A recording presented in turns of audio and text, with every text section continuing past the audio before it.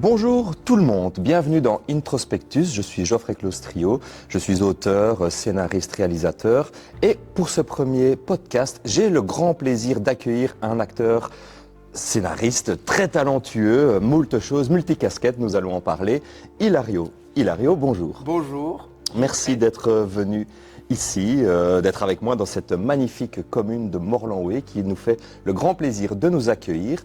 Et nous sommes là donc pour parler de toi, pour aller en introspection par rapport à toi, ton parcours, qui es-tu, que fais-tu, d'où viens-tu. Et voilà, j'aimerais commencer par des questions simples. Mais avant de commencer, est-ce que tu voudrais dire un petit mot ? Déjà, je voudrais te remercier de me recevoir, de pouvoir faire cette interview, de pouvoir m'exprimer librement, de pouvoir expliquer mon parcours et puis aussi permettre aux téléspectateurs de pouvoir en savoir un peu plus sur mon parcours.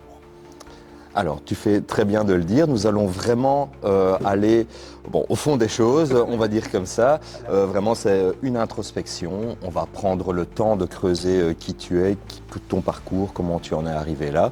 Et donc, première question, toute bête. Hilario, pour ceux qui ne savent pas qui tu es, qui es-tu, d'où viens-tu, peux-tu te présenter ? Alors, je m'appelle Hilario Spampinato, j'ai 25 ans, je suis originaire de la région de Chapelle-les-Herlémont et je suis comédien, réalisateur, scénariste, chanteur. Et voilà, je pense que la liste est déjà longue. C'est ça. La preuve, j'en avais oublié la moitié lors de la présentation. Donc c'est déjà pas mal, mais je complète, voilà, comme ça. Mais voilà, donc un peu touche à tout.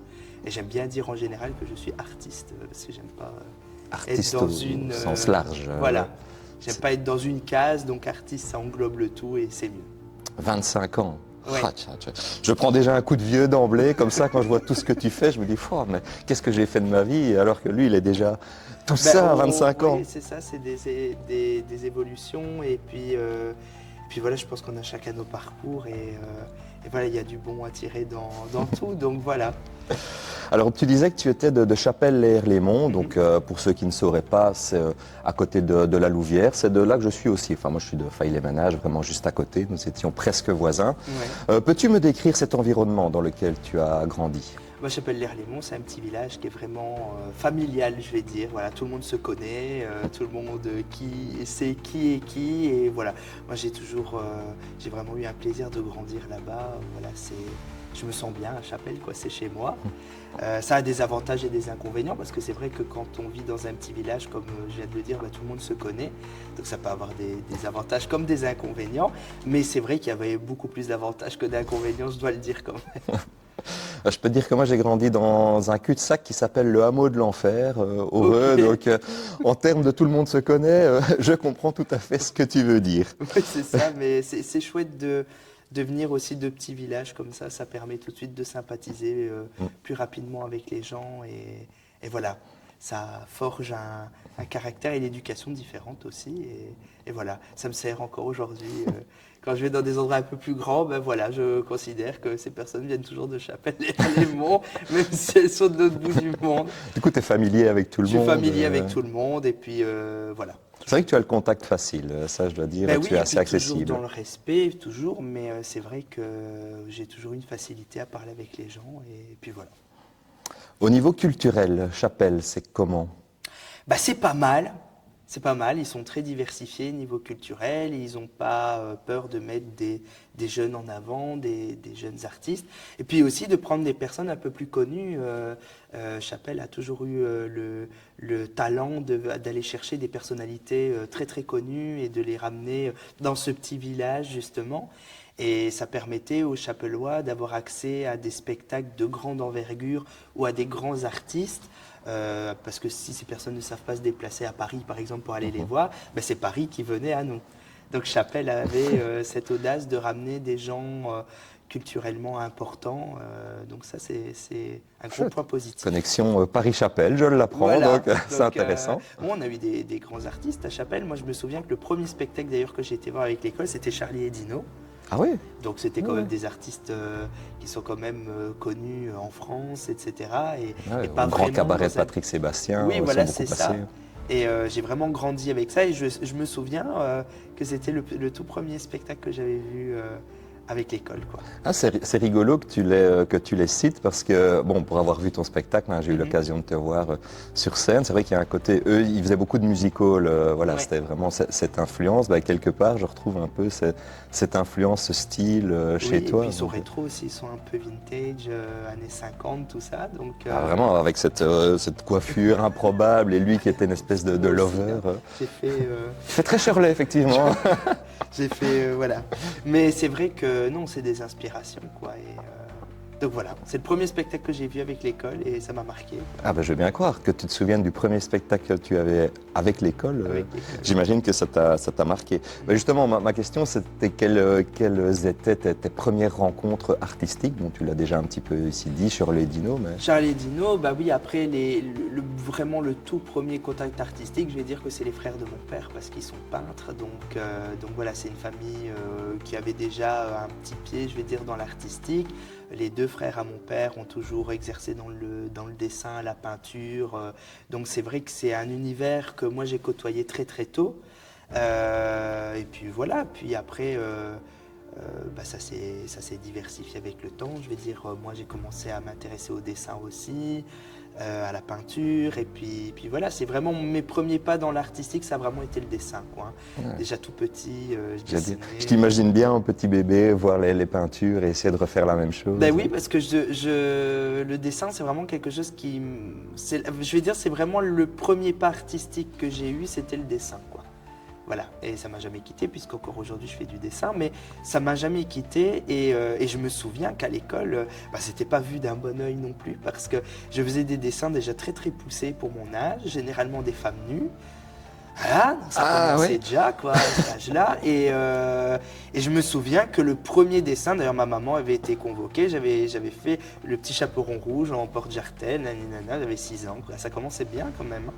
Ah ouais, Voilà, ouais, comme d'accord, quoi, d'accord. voilà. Et j'avais mis le petit, parce que j'ai retrouvé la farde, je l'ai toujours. D'ailleurs, j'avais marqué le petit chaperon prostitué. Ben, ça raconte déjà. J'allais dire, bon, pourquoi en porte-jartel? Je sais pas, mais j'étais comme ça quand j'étais petit. Et alors ma mère se faisait convoquer et les professeurs disaient mais vous vous rendez pas compte, et ils dessinent des femmes nues, etc. Et moi en revoyant les dessins, je dis mais c'est eux qui avaient un problème parce que bah, pour 6 ans je dessinais bien, quoi. Donc, ça veut pas dire mais il dessine bien l'enfant. Non, non, pourquoi il dessine des trucs pareils? Alors, je peux comprendre, ma femme étant dans de l'enseignement, effectivement, qu'on se pose des questions pour ce genre de dessin. J'avais Ouais. pas de problème, non, non, mais c'est vrai que je sais pas pourquoi, voilà. Là, je voyais déjà des peintures, je vais dire, de Léonard de Vinci, etc. C'était du nu, quoi. Donc, premier dessin que je faisais, c'était du nu, Oui, forcément. oui, ça a un certain sens, en effet, Bon, mais je après, peux les comprendre. porte-jartelles, je sais pas d'où ça vient, mais bon, ça, Ah, je me rappelle pas dans la Joconde une version en c'était porte-jartel. moderne, voilà. C'était moderne, voilà.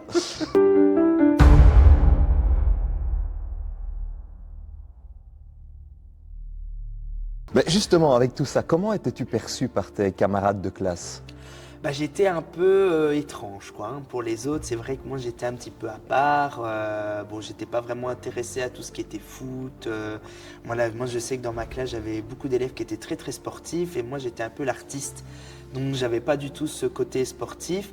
Et c'est vrai que j'ai été regardé toujours un petit peu comme un élève un peu étrange, un peu bizarre. Mais ils avaient quand même ce côté curieux, quoi. Parce que je me souviens que déjà à l'époque, ils étaient déjà très intéressés par ce que je faisais, le théâtre, etc. Mais c'est vrai que j'étais perçu comme quelqu'un d'étrange. Donc c'est vrai que j'étais mis de côté par les autres enfants, quoi, à l'école. Ah ouais. Tu faisais pas le pitre spécialement en Si, classe? si, parce que c'était un moyen aussi de me démarquer et puis d'attirer l'attention autrement que par ma bizarrerie, je vais dire. Et puis finalement, en faisant le pitch, j'étais encore plus bizarre, quoi. Donc ça n'arrangeait pas les choses. Mais non, non, oui, il y a eu beaucoup de mise de côté. Mais ça m'a forgé un caractère aussi en grandissant. Et finalement, encore aujourd'hui, je continue et j'essaye de continuer d'être indépendant dans tout ce que je fais. Et je pense que ça commence de l'école, quoi. Ah, J'ai tout à toujours fait. été mis de côté et tout seul. Donc j'avais ce besoin d'être aussi tout seul. Parce que bon, il y a un moment où ça pèse un peu d'être seul. Et puis à un moment donné, tu te rapproches des autres et puis tu te dis, finalement, je suis bien tout seul. Donc voilà, on n'est jamais content de toute façon. Mais, Non, non, c'est ça, mais c'est intéressant parce que dans le milieu artistique, on en parlera tout à l'heure, avoir une carapace ouais. pour résister à moult choses, C'est ça ça. peut être très utile. Donc toi, ça s'est vraiment forgé dès Ouais.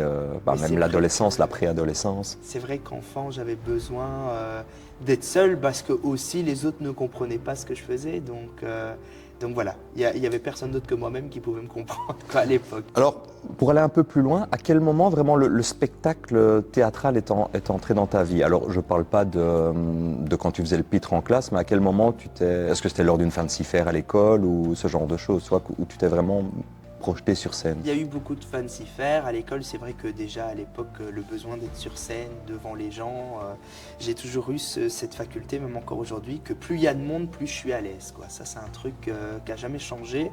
Si je dois faire un spectacle devant 3 personnes, je suis très mal à l'aise. Je le ferai même pas, je pense. Ah ouais. Mais j'ai cette faculté d'être très à l'aise quand il y a du monde. Et c'est vrai que les premières fancy fair à l'école, c'était folklorique, quoi. C'était vraiment pas mal. J'étais le seul qui ne suivait rien du tout à ce qu'on m'avait dit de faire.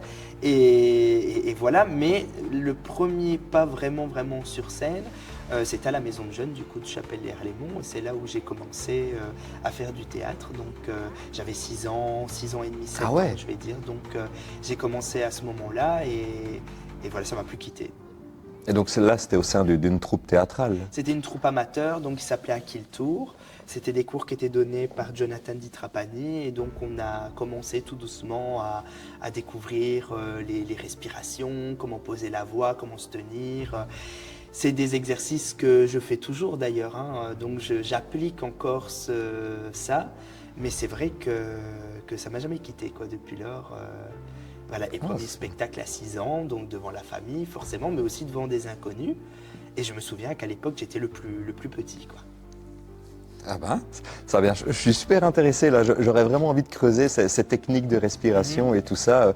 Est-ce que j'ai toujours la scène de 4 mariages, un enterrement, tu sais, où il dit, il chauffe la voix, il fait merde, comme ça. Est-ce que tu as ce genre de On choses? disait pas merde, mais on disait d'autres choses. Mais on faisait beaucoup d'exercices qui étaient très intéressants. Moi, je me souviens que le premier exercice qu'on nous avait demandé de faire, c'était d'imiter un singe. Alors au début, on s'est tous regardés en disant un singe, mais...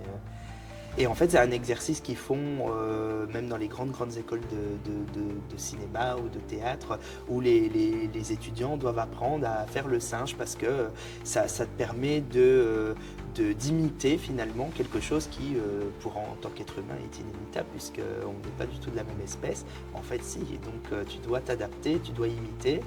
Et c'est le premier exercice qu'on nous avait fait. Je ne le fais plus maintenant. Oh. Parce que bon, ce serait un peu gênant, à 25 ans, de faire le singe, quoi. Les gens, ils me regarderaient un peu bizarre. Mais en tant qu'enfant, c'était bien parce que ça te permettait de te découvrir et puis d'être beaucoup plus libre de tes mouvements, de ton corps, de faire des choses. D'affronter le ridicule aussi, Voilà. parce que j'imagine que de faire le singe, tu te Mais c'est mets la en position de frontière, faiblesse. quoi, hein. C'est la frontière. D'ailleurs, moi, je suis en école d'art et je vois bien que l'examen d'entrée des étudiants en théâtre, c'est de courir à pieds nus dans la cour, quoi. Voilà. Ok. On aimerait tous avoir ce genre d'examen, mais c'est affronter le ridicule, je pense, justement. Ils doivent franchir cette barrière du ridicule. Quand tu avais 10 ans, comme tu étais, on avance un peu dans le temps, là tu parlais, tu avais 6-7 ans, quand tu avais 10 ans, est-ce que tu avais vraiment un modèle, un artiste modèle, peu importe lequel? Bah moi j'avais déjà Marilyn. On en à parlera l'époque. tout à l'heure, mais Voilà. elle était déjà là. Ah ouais, bah, à partir de 6 ans, quoi, hein. Donc, Ah ouais. ouais. Donc Marilyn, image qui est restée gravée dans ma tête et qui le restera toujours, je pense. Première fois à la télévision, sur Club RTL notamment, c'était encore à l'époque. Et voilà, donc Rivière sans retour, tout le bordel. Donc première image que j'ai eue de Marilyn, c'est Marilyn chanteuse, quoi. Voilà, ça m'a marqué. Donc voilà, premier modèle et toujours aujourd'hui, donc ça change pas. Ah bah, Marilyn, ouais, déjà à l'époque, donc c'est vraiment... parce que voilà, pour spoiler un petit peu, avancer un petit peu, faire un peu de teasing comme ça, il a réalisé une bande dessinée, un roman graphique plutôt. Alors il y a plusieurs choses parce que maintenant ça a un peu évolué. Donc de base c'était une bande dessinée, maintenant ça évolue en recueil de poésie accompagné de dessins. Ah, ne dévoile pas tout, j'ai dit un peu de teasing. Voilà, Ah, un peu de là, teasing. là. Bon, voilà. Mais oui, à la base c'était une bande dessinée, mais bon, c'est très long, donc ça prend beaucoup plus de temps que prévu. Et puis surtout que j'ai plein d'autres projets en cours. Oui, c'est ça, donc tu ne fais pas que ça voilà. évidemment. Mais voilà, c'est un des projets. Pour rendre hommage un petit peu à cette figure qui m'inspire et que j'ai toujours appréciée. Et puis voilà, c'est des figures que tu vois tout le temps, quoi. puisque n'importe où tu vas, il y a son image qui est là, quoi. Donc finalement, c'est une accompagnatrice, quoi, de mon parcours artistique. Et un petit peu comme Madonna, je pense qu'on va en parler, mais je pense à Colette d'ailleurs, vu qu'on est tout le temps ensemble, hein, dès qu'on monte dans la voiture ou dès qu'on fait quelque chose, il faut que Madonna passe à la radio, qu'on dirait un fait exprès. Donc c'est des personnes qui t'accompagnent dans ton quotidien et on ne croit jamais, moi je ne crois pas au hasard et il y a des signes qui ne trompent pas et donc quand tu entends toujours, il n'y a pas de secret, quoi. Tu rentres dans la voiture, tu allumes la radio, c'est Madonna qui passe, tu rentres dans le magasin, c'est Madonna qui passe. C'est un peu... Marilyn, c'est pareil, quoi. Donc il y a un accompagnement. Ouais, je vois tout à fait ce que tu veux dire, ces figures qui te suivent un peu au quotidien, par hasard. Et puis aussi, c'est le fait de te rattacher à quelque chose, quoi. Marilyn, c'était un peu une porte, une ouverture, quoi. Moi, je me souviens encore, encore une fois, ça devait faire partie du côté étrange de moi en tant qu'enfant. Je me vois encore aller à la bibliothèque, tous les enfants. Ah, vous n'avez pas des livres sur, je sais pas, moi, Batman ou des trucs comme ça. Et... Ne critique pas Batman. Non, je me permettrai pas. Mais enfin, je prends Batman. Non, je rigole, bien sûr, mais je vois ce que tu veux dire. Mais alors, après, tu as moi qui disais, vous avez des romans sur Marilyn Monroe? Putain, la madame de la bibliothèque, oui, mais ça, c'est dans la section adulte, on peut pas... Je vous donne un dessin de Chaperon Rouge, si vous voulez, en Port-Jartel.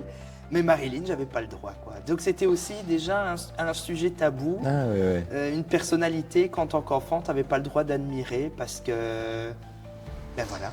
Son côté sulfureux, j'imagine quand on est adulte, on se dit tiens, c'est quand même parfois un peu touchy. Toi, tu voyais le côté artistique de la dame. Moi, je voyais le côté artistique et puis c'est une figure. Moi, je la vois un petit peu aujourd'hui comme un symbole, un peu comme une déesse, quoi. Je veux dire, voilà, c'est vraiment devenu une image qui m'accompagne dans le quotidien. Puis c'est un soutien émotionnel aussi.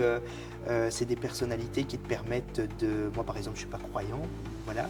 Mais Marilyn, c'est quelque chose qui me permet de me raccrocher au quotidien et voilà. Un peu ton ancrage émotionnel, voilà, comme ça. Ouais, tout à fait. Ouais, c'est intéressant.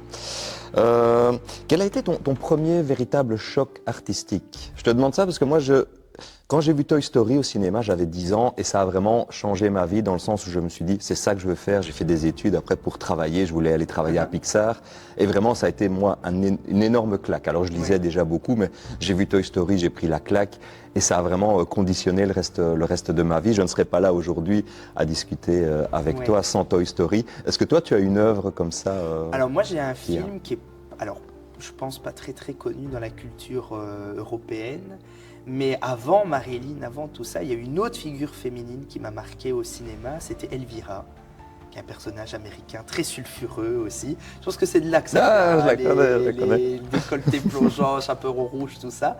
Mais Elvira, ça a été une claque, quoi, vraiment visuelle. Et je pense qu'en tant qu'enfant, c'est le premier film qui m'a fait rire, quoi. Je l'ai trouvé extrêmement drôle. Et alors, il faut savoir aussi qu'étant petit, j'avais une passion pour les sorcières. Voilà, aussi, donc un truc très... Moi, les profs disaient que j'étais lugubre, quoi, parce que j'aimais les trucs un peu sombres. Mais bon, les sorcières, bon, voilà, j'aimais bien. Elvira, maîtresse des ténèbres. Maîtresse des ténèbres, c'était un truc qui m'a marqué. Et je pense que c'est un film très kitsch, très... Enfin, voilà, d'ailleurs, je pense qu'il a eu un Razzie Award, pire film et pire comédienne, je pense. Mais ça m'a marqué, quoi. C'était une claque artistique et je pense que c'est de là que ça a commencé, quoi, un petit peu le déclic de vouloir être libre aussi, de pouvoir faire un film comme ça un jour. Et puis forcément, il y a eu Marilyn, et là, ça a scellé le destin, je vais dire, parce que c'est vraiment elle qui m'a donné envie de faire du cinéma. Ça a été et c'est toujours, je dis, mon plus grand rêve de faire du cinéma, etc. Donc voilà. Est-ce que tu voudrais rajouter encore quelque chose sur qui tu es avant qu'on Non, mais je pense que les gens ont compris que j'étais étrange. Donc voilà, je pense que mais très sympathique. Hein. Mais sympathique. Étrange, mais sympathique. Voilà. On mettra ça sur ta pierre tombale. Étrange, mais sympathique. Oui, parce que si j'étais étrange et pas sympathique, je serais en prison, je pense. Mais là, ça va. Là, ça va. Là, ça va. Je suis à la frontière, quoi. Il suffit que je devienne méchant et je suis en prison. Oula. Attention, tout est filmé, je te le rappelle. C'est vrai. Alors, bon. J'ai eu l'occasion de te voir sur scène à plusieurs reprises pour ton spectacle. Comment définirais-tu ton univers, je veux dire, théâtral à quelqu'un qui ne te connaît pas? Comment tu te présenterais? Bah, moi, c'est beaucoup de l'humour noir. Donc justement, très étrange, très particulier. Et puis j'aime bien mêler un petit peu la musique, le musical à l'humour et toujours faire rire avec des sujets qui ne sont pas drôles de base. Donc des sujets un peu tabous, des trucs que les gens n'aiment pas trop aborder en général. La vieillesse. Je me souviens que j'avais bien rigolé sur le sketch des personnes âgées. Les personnes âgées, les maisons de repos, enfin, les maisons de retraite, etc. Ben, c'est vrai que c'est des sujets, moi, qui me touchent émotionnellement d'abord, et puis qu'à un moment donné, j'ai envie de partager au public, mais toujours avec humour, parce que je trouve toujours qu'un message passe tellement mieux avec humour que si on le dit sur un ton sérieux. C'est clair. C'est un moyen de communiquer pour moi qui est vital. Sans humour, on ne communique pas, je pense. Non, c'est sûr. Je rigole parce que je me souviens de ton entrée de spectacle très musical avec des vagins tout autour de toi. Je ne m'attendais pas à ça en allant voir. Je pense que personne s'y attendait. Hein. C'est ça. Parce que même les danseuses, quand je suis arrivé en réunion, j'ai dit alors, on va enfiler les costumes. Elles ont vu les costumes, je me suis dit mais qu'est-ce que c'est que ce truc? Mais bon, c'est un moyen aussi d'être kitsch. Moi, le kitsch, j'aime bien. C'est important d'être kitsch, je pense. Ouais.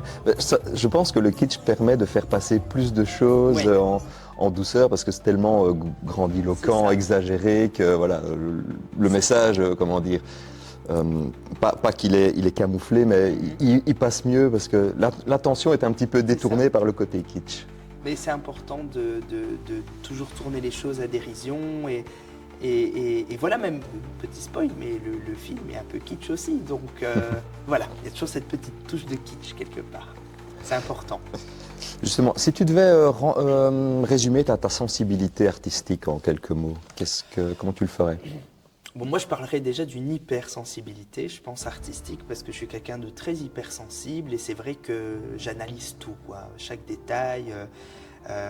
Voilà, j'ai une façon d'observer les choses. Des fois, je vais très très loin. Mes amis me disent souvent ça quand tu as des délires. Souvent, tu vas très très loin, c'est très très poussé. Au point même que parfois, ça devient même plus drôle parce que j'analyse tellement le truc que je vais loin, quoi. Tu vas au fond des choses. Je vais au fond des choses, voilà. Mais c'est vrai que le fait d'analyser chaque situation, chaque personne, chaque mouvement, chaque mot, ça me permet, par exemple dans mon one-man show, ça m'a vraiment permis de faire des caricatures poussées à l'extrême des gens. Et bien évidemment, je retenais le plus drôle. Et souvent, je testais ça devant mes amis. Donc des fois, je racontais des situations en disant « Ah ben hier, il y a eu une situation très très drôle » alors que cette situation n'a jamais eu lieu. Mais j'avais besoin de mitonner un peu aux gens et d'inventer une situation pour tester cette vanne-là, pour tester ce truc. Et quand les gens me disaient oh, « mais cette situation est totalement drôle, tu devrais en faire un sketch », ben justement, c'était le but. Ouais. Donc moi, je testais mes vannes comme ça dans le quotidien. Alors après, les gens disaient « mais c'est un mythomane, ce mec qui raconte des couilles ». Bah oui, beaucoup, mais ça me permet aussi à moi de tester mes textes ou mes scénarios, mes vannes. Ah, donc tu les testais comme ça, hors contexte théâtral en fait, dans la vie de tous les jours. Ah, c'est intéressant. Et ça permettait aussi d'avoir un non-filtre justement des gens. Les gens étaient vraiment authentiques, donc si, moi j'ai des amis, s'ils rigolent pas, c'est pas drôle quoi. Donc je savais que s'ils rigolaient pas, bah, c'est que c'était pas le bon chemin à emprunter, donc je devais trouver une autre anecdote et raconter une autre bêtise. Ah, ça c'est rigolo comme méthode de travail, ça. Ouais. Enfin, j'ai pas souvenir d'avoir déjà discuté avec quelqu'un qui me disait comme ça, tester ses vannes au quotidien. Je trouve ça très intéressant. Donc c'est un moyen de tester les vannes et d'avoir un retour direct.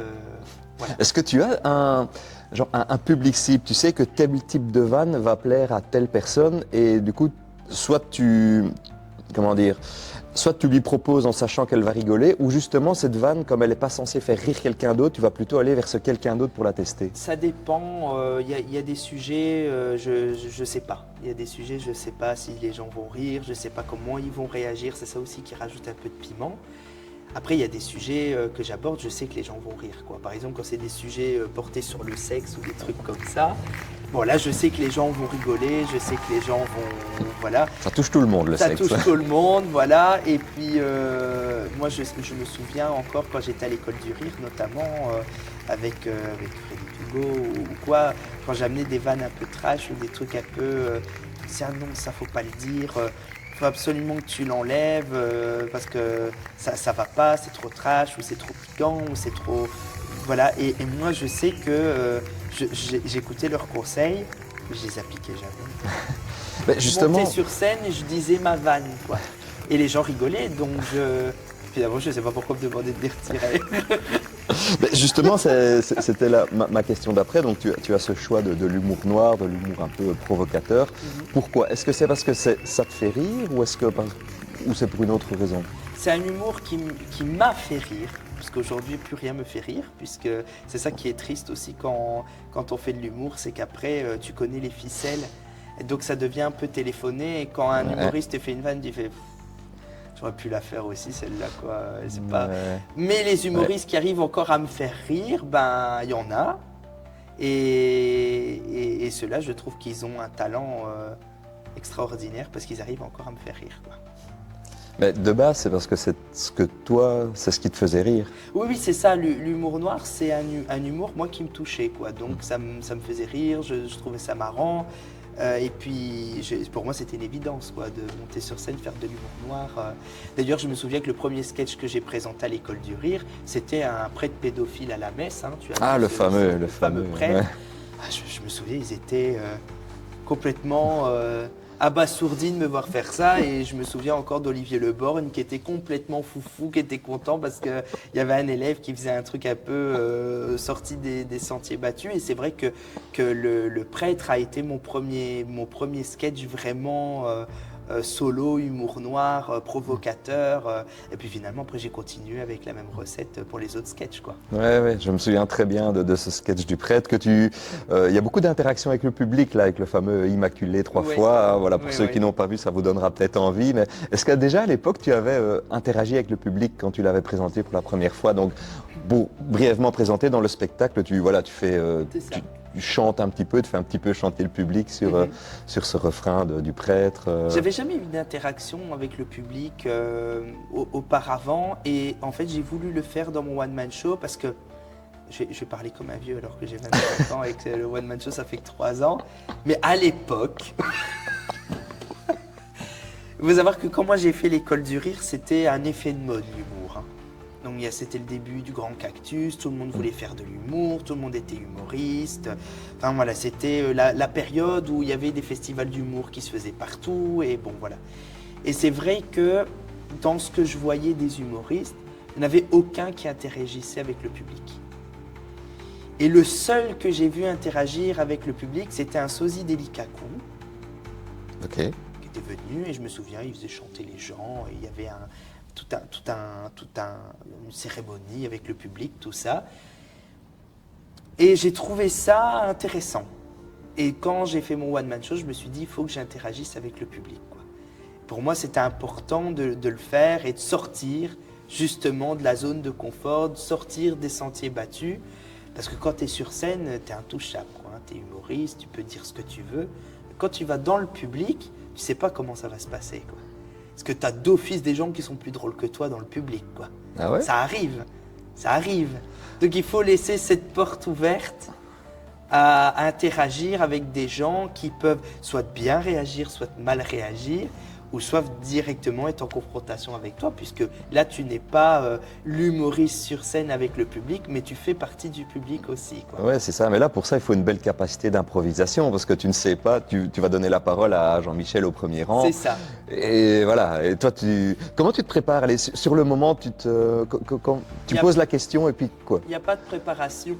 Il y a il y a un texte, forcément, il y a une structure. Moi, je sais ce que je vais dire. Bon, voilà, après, ça part totalement en improvisation, en fonction des réactions des gens, en fonction de qui je vois dans le public.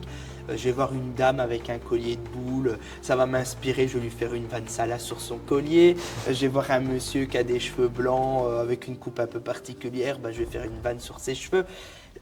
je sais jamais sur qui je vais tomber, quoi. Il y a des publics avec qui ça match tout de suite et j'arrive tout de suite à trouver des vannes. Et il y a des publics où justement je reste dans cette zone de confort, où je reste sur la structure de base et où il n'y a pas d'improvisation justement. Donc ça dépend le public aussi, ça dépend.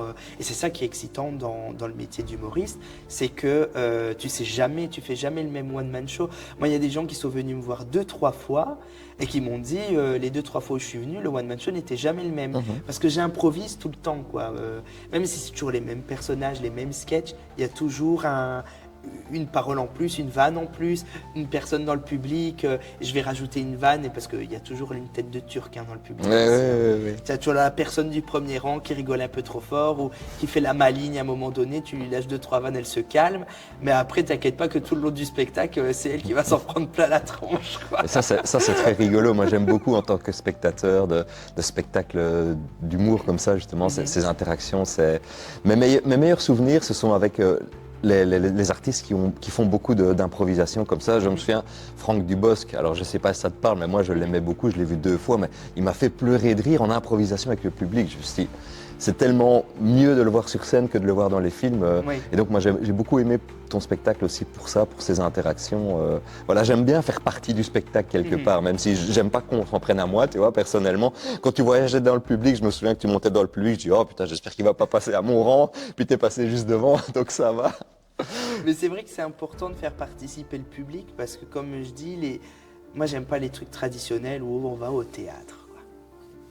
Ouais, c'est ça, et t'es là, tu regardes. Mais même moi ça m'ennuie. Ouais, c'est ça. Au théâtre, t'es là pendant 2 heures, tu vois le spectacle, bah oui c'est bien, il joue bien, c'est chouette.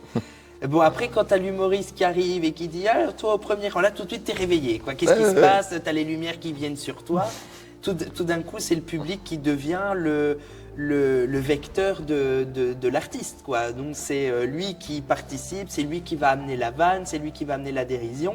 Et un artiste que j'aime beaucoup d'ailleurs pour le moment, que je trouve très très drôle, c'est Jarry par exemple, qui se permet de vanner les gens sur les handicaps, sur les orientations, sur les enfants, sur les adultes, sur les vieux.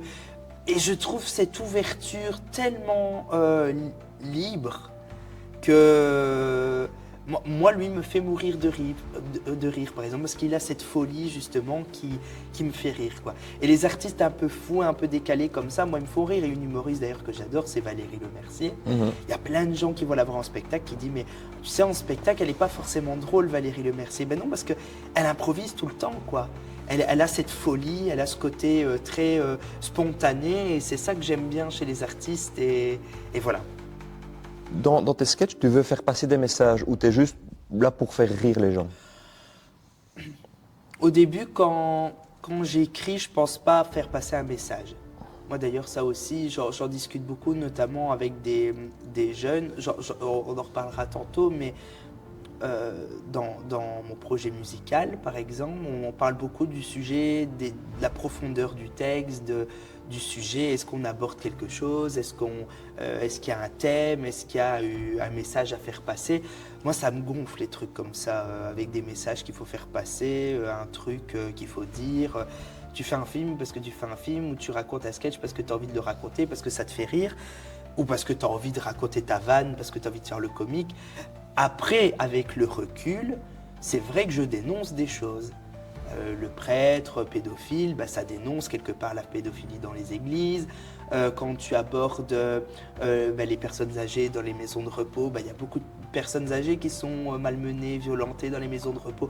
Donc tu en tires un message, mais ça c'est au public à le tirer, le message. Oui, c'est ça, ton sketch ne tourne pas autour du message, tu fais les vannes et après voilà, le public en retire des choses. Quand j'ai fait mon sketch sur les cougars, au début, ça allait, c'était drôle. Et puis j'ai commencé à voir des femmes qui réagissaient dans le public et qui se sentaient visées.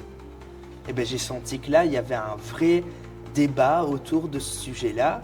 Mais c'est le public qui amène le débat, c'est pas l'humoriste ou l'artiste qui l'amène, quoi. Je pense que ça doit venir du public. Et c'est intéressant, et je pense que c'est là où tu vois que tes sujets marchent. C'est que si le public réagit, c'est que ce que tu fais dérange et est intéressant, quoi. Si le public vient te voir et dit « Oh, il est drôle, quoi, il est marrant », mais que tu n'as rien retenu du spectacle, est-ce que tu préfères être imprévisible ou identifiable par le public? Parce que justement, moi je te connais beaucoup par ton one-man show, donc je sais ce que tu fais d'autres choses à côté, mais voilà, le one-man show n'est qu'une petite partie de toi. Donc est-ce que tu préfères justement l'imprévisibilité, j'ai l'impression que ce serait vers ça que tu te diriges, ou être identifié? Je pose la question parce que c'est bête à dire, mais être dans une case, c'est plus facile pour se vendre derrière. Moi, je sais que mon côté éclectique, justement, comme je dis, de pas être dans des cases, ça peut me desservir parce que le public t'identifie pas, tu vois. Oui, c'est ça. Après, je pense pas que l'un va sans l'autre. Je pense que quand tu es imprévisible, tu deviens identifiable automatiquement, quoi. Parce que les gens vont dire, lui, il ose, voilà. Tu vas d'office aller dans la case de la personne imprévisible, quoi. Donc, quelque part... Oui, mais marketingement, tu vois, c'est plus difficile à vendre. C'est sûr que c'est plus difficile à vendre.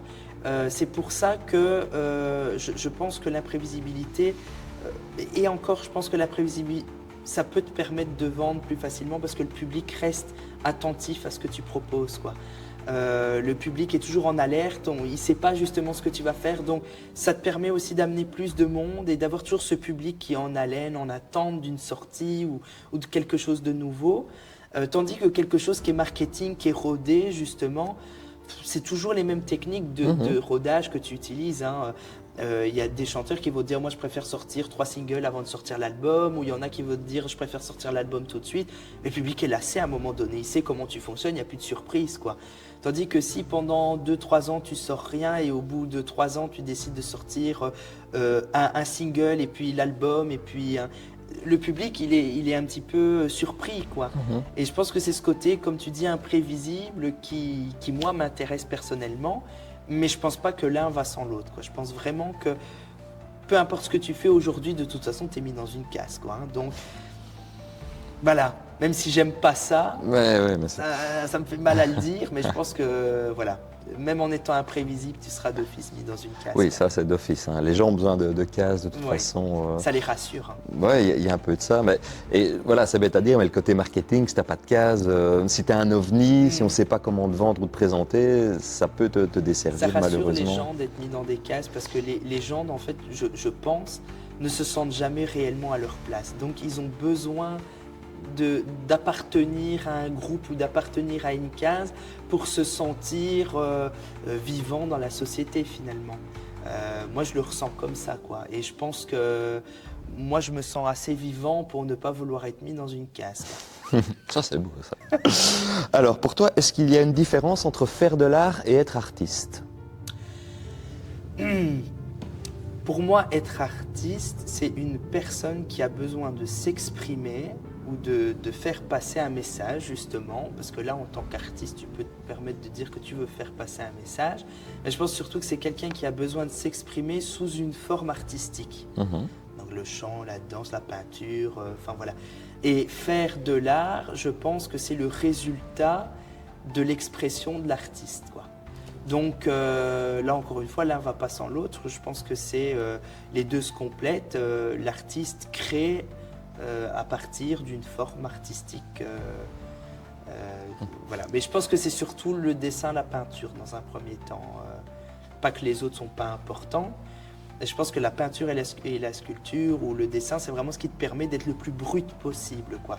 Donc tu fais vraiment de l'art, quoi. Tu t'exprimes vraiment à travers ça. Tandis que quand tu fais, justement, comme je te dis, du one-man show ou autre, moi, j'ai pas l'impression de m'exprimer à travers ce que je fais. Ah ouais. Voilà. C'est pour ça, d'ailleurs, que je me tourne plus maintenant vers la musique, parce que là, j'ai vraiment l'impression de m'exprimer. Donc tu mets plus de toi-même, on va dire, dans la musique qu'il y a pu y avoir dans le one-man show. Et c'est pour ça qu'à un moment donné, quand le spectacle tournait, je m'ennuyais, quoi. Je devenais moi-même spectateur de ce que je voyais, de ce que je faisais, quoi. Ah ouais, d'accord. Donc j'avais besoin à un moment donné de lâcher prise et de refaire autre chose, quoi. Parce que quand tu commences à t'ennuyer toi-même, ça devient problématique. Oh oui, je connais ça. J'ai ça avec les salons littéraires, c'est une plaie. C'est là où ça devient problématique. Quelle facette de toi est la plus méconnue du public? On part sur autre chose. Je me réveille déjà coiffé comme ça le matin. Pas besoin de me coiffer le matin, c'est déjà plaqué comme ça.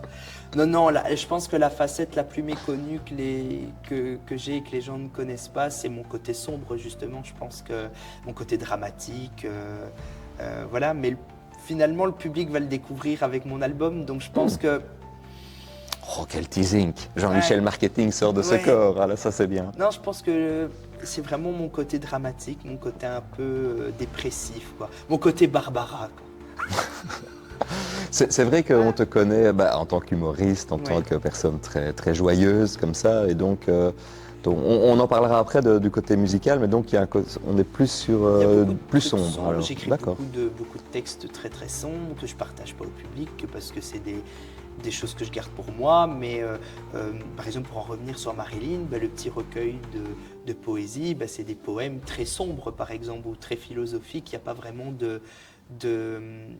d'humour, il n'y a pas d'humour du tout. Donc c'est une facette de moi que le public, je pense, ne connaît pas. Et voilà. Ah, Il sera bah. amené à découvrir justement avec les autres projets. Mais c'est une facette que... Voilà. Ok. Est-ce que toi, tu t'auto-censures dans... J'ai pas l'impression par rapport à ton spectacle que j'ai vu, Non. mais est-ce que toi, il n'y a pas de forme d'autocensure Non. dans ce que tu fais? Non.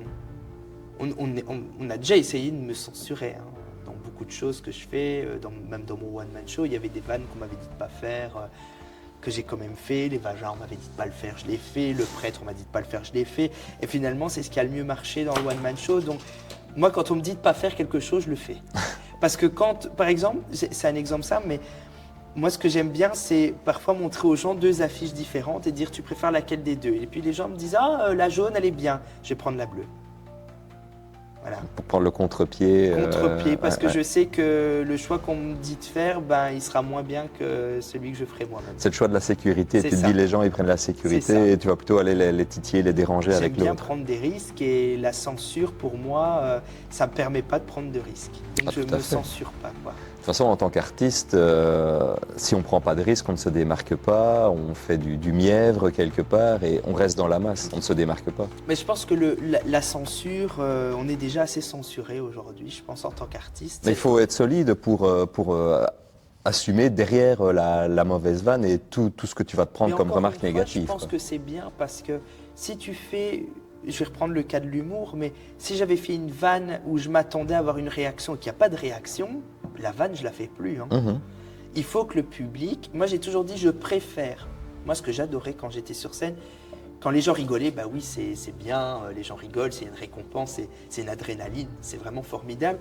Ce que j'adorais le plus, c'est quand les gens, je faisais une vanne un peu salace et qu'ils faisaient « Oh, Ah ouais, ça c'est un truc que j'adore, quoi. » Là, il y a un truc, le public réagit autrement que par un rire. Et là, tu sais que tu as touché quelque chose qui amène au public une réaction, mais en chœur, quoi, tous ensemble. C'est un rire jaune. C'est un rire jaune, voilà. Le rire un peu coincé du cul, où les gens sont là, ils sont... c'est drôle, quoi. Ça ne m'intéresse pas, quoi. Il faut que les gens rigolent, il faut que les gens s'expriment, sinon c'est pas marrant, quoi. Et même moi, je m'amuse pas sur scène à entendre 2-3 personnes rire un petit peu, glousser. Ouais. Glousser, c'est pas rire, quoi. Rire, c'est rire, quoi. Comme dirait ma mère, il y a rire et rire et piché sur le pièce de ce belle-mère. Mais là, il faut rire, quoi. Et pas s'auto-censurer, surtout pas s'auto-censurer. Être censuré, oui, mais pas s'auto-censurer, ça jamais. On va aborder un peu plus tes influences.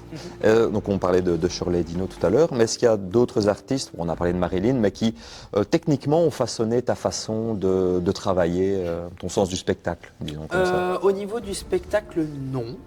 Il y a des artistes que j'admire, voilà, j'aime beaucoup Valérie Lemercier. Ce qui est bizarre, c'est que dans mon parcours artistique, je remarque que toutes mes références ou toutes les personnes que j'admire, ce sont des femmes. Je me faisais exactement Voilà. la réflexion. Jamais des hommes. Et je ne sais pas pourquoi en fait, mais je pense que c'est le côté sensible de la femme qui me touche et le côté de venir désamorcer ce côté sensible avec une vanne hyper trash, quoi. Et ça, je trouve que le côté un peu sage de la femme, amené par une vanne lourde derrière, est tellement plus percutant qu'un homme qui arrive avec une vanne potache. Oh là là. C'est la différence entre Bigard et Laura Lone, par Oui. exemple.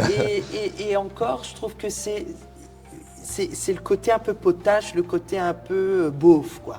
que le masculin amène dans un spectacle que j'aime pas trop. Tandis qu'une femme, ben, elle va l'amener avec justement un côté artistique, avec de la musique ou avec un costume un peu extravagant ou avec un personnage, qu'un homme, il le fera moins facilement, je trouve. Et c'est ça que j'aime bien des artistes même comme François Pirette, parce qu'il se déguise en femme, il n'a pas peur d'amener ce côté féminin.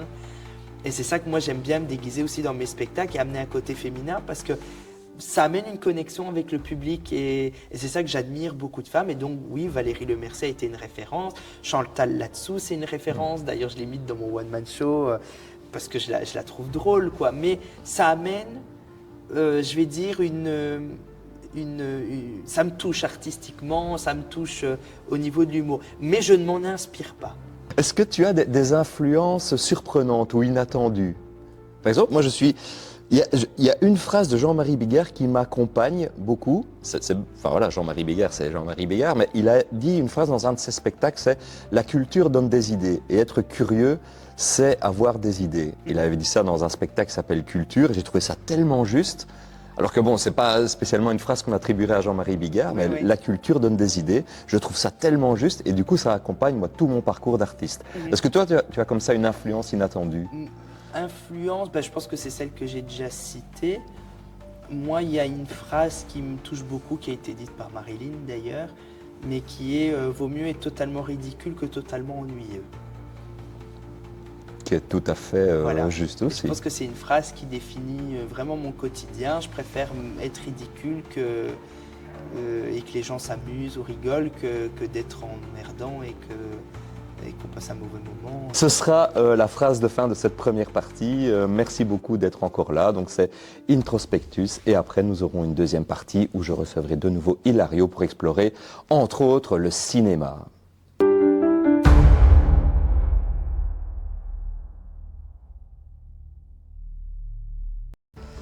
Rebonjour à tous, nous sommes toujours dans Introspectus avec l'excellent, le grandiose, le grandissime Hilario qui est toujours là. Évidemment, merci d'être resté, de ne pas être parti en courant. Hein. Merci beaucoup. J'ai failli, hein. Mais je suis resté. Et il est encore là. Et donc nous allons parler de cinéma, mais avant de parler de cinéma, pour se réintroduire en douceur, tranquillement, est-ce que tu aurais une petite anecdote? J'ai envie de savoir quel est ton pire moment sur scène?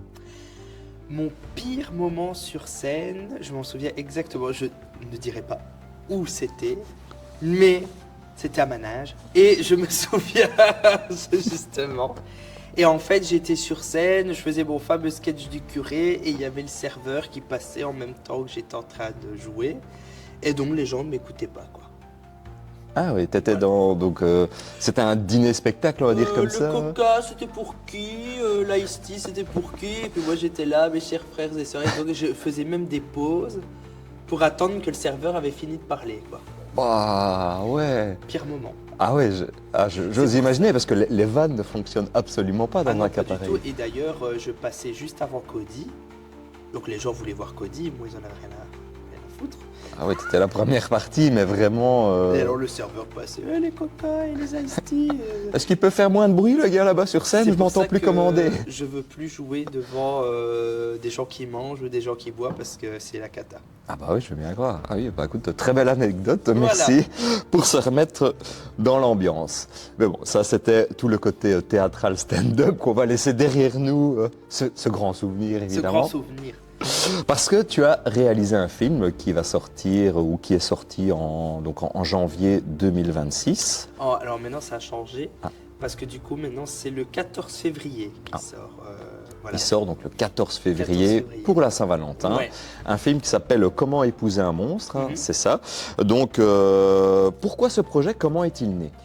Ben, j'avais réalisé un court-métrage qui s'appelait Passion. J'avais remporté un prix dans un festival en Angleterre et après ça, j'avais envie de faire plus grand.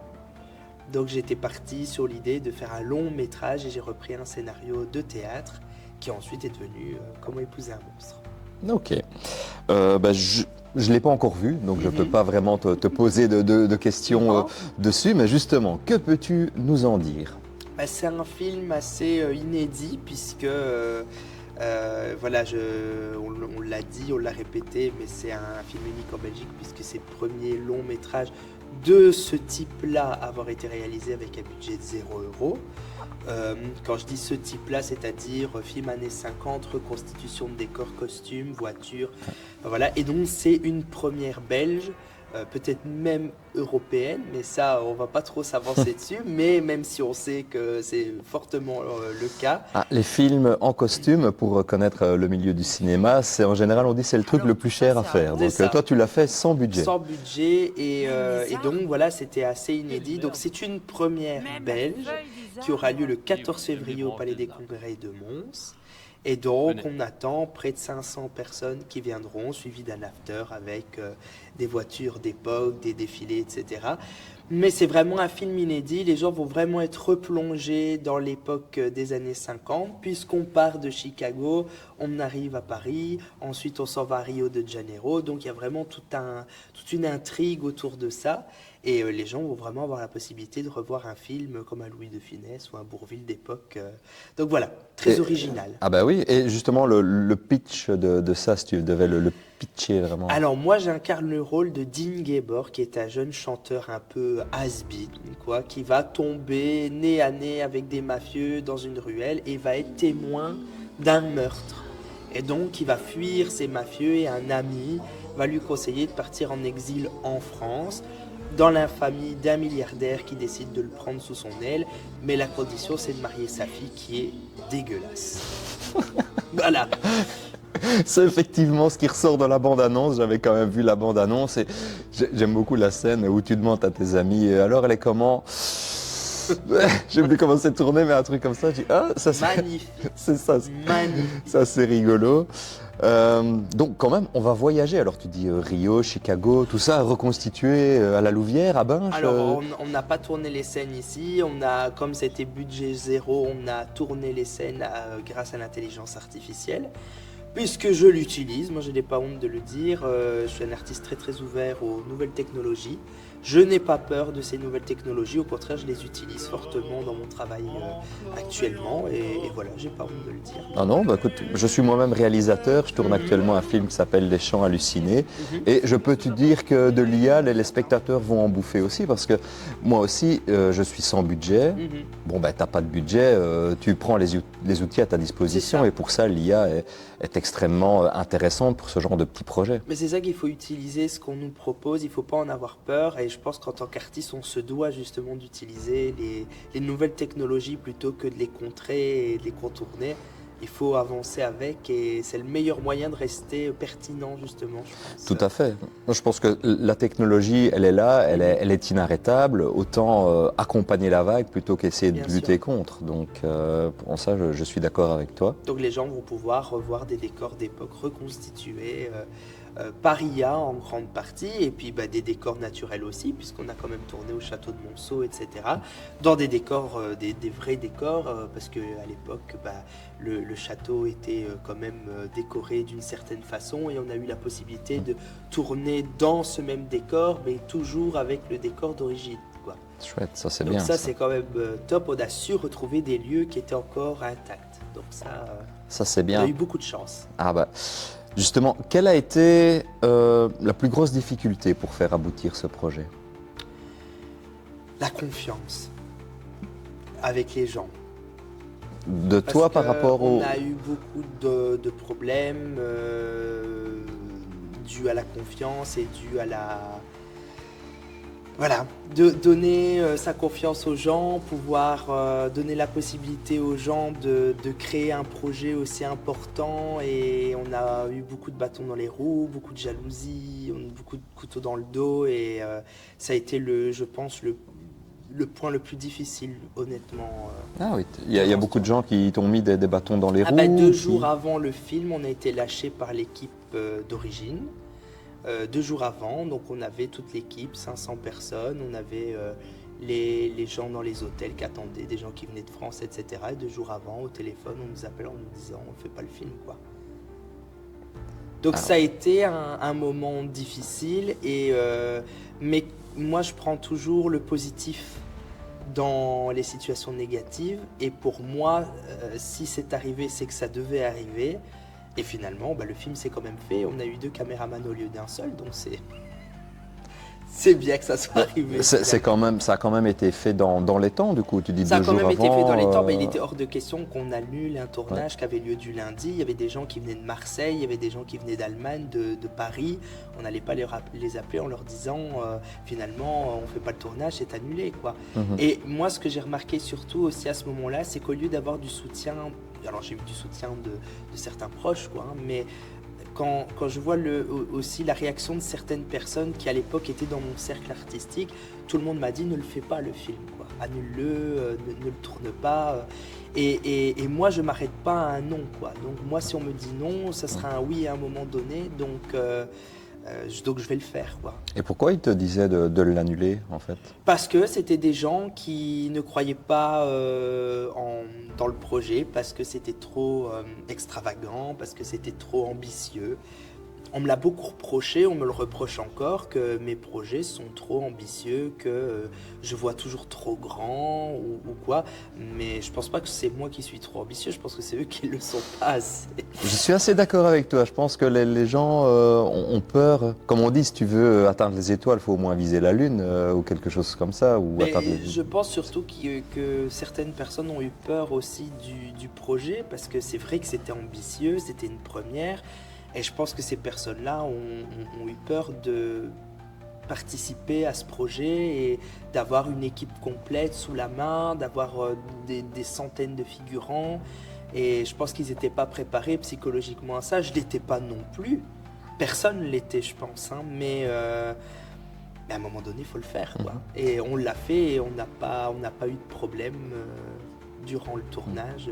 Donc tu l'as réalisé toi-même alors? Tu as repris le rôle? Alors moi je dis toujours réaliser, c'est un grand mot, quoi, hein, parce que moi je peux pas être devant et derrière en même temps, quoi, ça c'est pas possible. Donc il y avait 2 co-réalisateurs qui ont du moins la signification co-réalisateur, mais c'est l'équipe technique, donc c'est-à-dire caméraman, etc. qui sont venus. Donc il y avait 2 caméramans, Damien Billen et Chris Lyon, qui nous ont aidés dans la réalisation du long métrage. Et puis moi forcément j'ai dirigé derrière, mais je pouvais pas être devant et derrière. Donc j'avais Colette qui jouait le rôle justement, qui faisait mes yeux, donc elle était derrière. Je lui disais exactement ce que je voulais pour la scène et donc elle vérifiait derrière la caméra, quoi. Donc voilà, on fonctionnait comme ça, parce que bon, je peux pas me décupler. C'est pas encore une qualité que j'ai, donc ça je peux pas encore me diviser, c'est pas possible. Sinon je le ferais. Mais ça doit être quelque chose quand même d'être devant et derrière la caméra. C'est pas difficile parce que du coup le travail est délégué à d'autres personnes et donc moi je me concentre plutôt sur mon rôle. Mais c'est vrai que sur le film ça a été difficile parce que là j'avais pas le choix que de faire les 2, quoi. Donc c'était très éprouvant. Ouais, j'imagine. C'est juste que je me dis, toi, mentalement, de penser en même temps à la mise en scène et à l'acting, voilà, j'aurais du mal de me dire, moi qui aime bien être derrière la caméra, comment jongler avec les deux. C'était pas être compliqué évident. par certains moments parce que j'étais pas le seul, hein, toute l'équipe technique avait aussi des rôles dans le film et donc on s'est relayé. Et donc c'est vrai qu'à un moment donné on tenait la perche ou la caméra et puis à un moment donné c'était notre rôle, donc on devait aller changer et passer devant. Et donc on se relayait comme ça, mais finalement il y avait une très bonne ambiance sur le tournage. On a énormément rigolé, on a passé énormément de temps et puis surtout on se prenait pas au sérieux, quoi, en le faisant. Mais comme je dis toujours, ne pas se prendre au sérieux ne veut pas dire qu'on ne fait pas les choses de façon professionnelle, quoi. Tout à fait, on peut faire les choses sérieusement mais avec amusement. C'est ça. Et on a vraiment...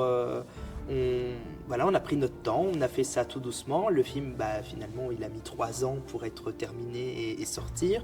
Parce que là encore, on est tombé sur des personnes qui n'étaient pas de confiance, qui n'ont pas avancé sur le montage ou qui nous ont mis des bâtons dans les roues. Et encore aujourd'hui, ça continue, quoi. Donc malgré que le film est terminé et qu'il sort, il y a encore des gens qui arrivent à nous mettre des couteaux dans le dos, quoi. Ah oui? Mais on a l'habitude. Et on a le dos large, hein, parce que maintenant on a des Finesse. cales au dos, donc on a l'habitude. Et les couteaux, on les reçoit, mais on les retourne aussi très rapidement. Mais quoi de journée? Le problème, c'est que on a eu beaucoup de problèmes comme ça pendant le film. On a eu des acteurs. Moi, j'ai eu des comédiens principaux qui ont annulé le matin même, quoi. Ah ouais. Mais alors moi, ce que je faisais déjà avec l'équipe, c'est qu'on prévoyait déjà des comédiens de remplacement. T'avais le plan B. Parce qu'à un moment donné, il fallait bien les remplacer, ces gens-là. Et on ne pouvait pas se permettre d'annuler une journée de tournage parce qu'une personne a décidé de ne pas venir, quoi. Ouais. Tu chantes dans le film? Oui. Oui, C'est un film musical alors? Il y a des passages chantés, donc il y a trois chansons.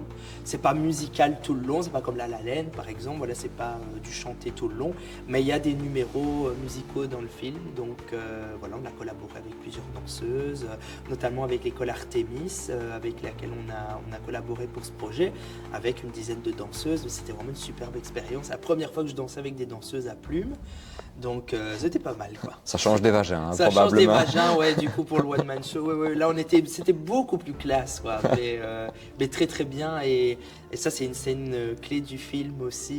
C'était vraiment une chouette expérience et une équipe très professionnelle, quoi. C'est toi qui as dirigé les autres comédiens? C'est toi qui donnais les instructions? J'ai dirigé certains comédiens, donc déjà pendant le casting, j'avais déjà briefé les comédiens en amont sur ce que je voulais exactement.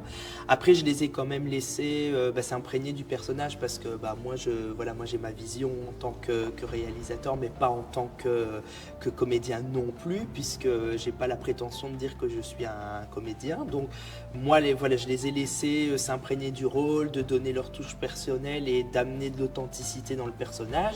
Par contre, ma femme, ma compagne dans le film, elle, on l'a vraiment drillée parce qu'on voulait vraiment quelque chose de précis et donc, on a dû la rembourrer, tout ça.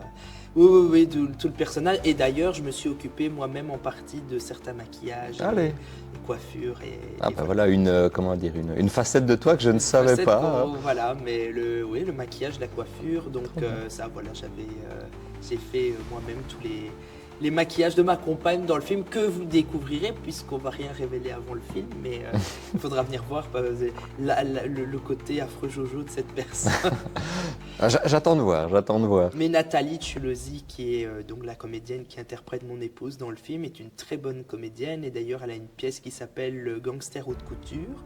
C'est une super pièce de théâtre et si les spectateurs veulent aller voir cette pièce de théâtre, je vous conseille vraiment d'y aller parce que c'est vraiment une chouette pièce. Là aussi, pièce de boulevard comme à l'époque, quoi, hein, donc vraiment des va-et-vient, des portes qui claquent, là on est vraiment là-dedans, donc non. Et elle est beaucoup plus jolie sur scène dans son spectacle. Et elle est très très belle, c'est une très belle personne autant à l'extérieur qu'à l'intérieur et avec un cœur énorme, mais pas si énorme que ça parce qu'il a fallu la rembourrer quand même. Donc voilà.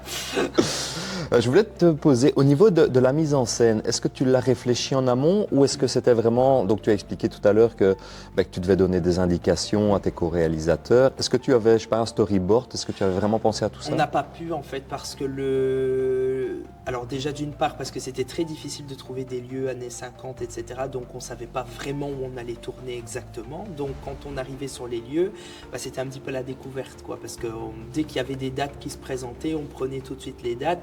On n'avait pas le temps d'aller faire une visite en amont. On a pu le faire par exemple ici à Mons pour l'Excelsior. Là on a eu la possibilité d'y aller en amont. L'église, on a eu la possibilité d'y aller en amont. Mais par contre pour tout ce qui est tournage dans le château, etc., là on n'a pas eu la possibilité d'y aller avant. Donc il a fallu qu'on improvise avec ce qu'on avait sous la main. Il a fallu s'adapter. On avait des scènes qui étaient dans les chambres, on avait une scène qui se passait dans un salon, mais on a dû aménager.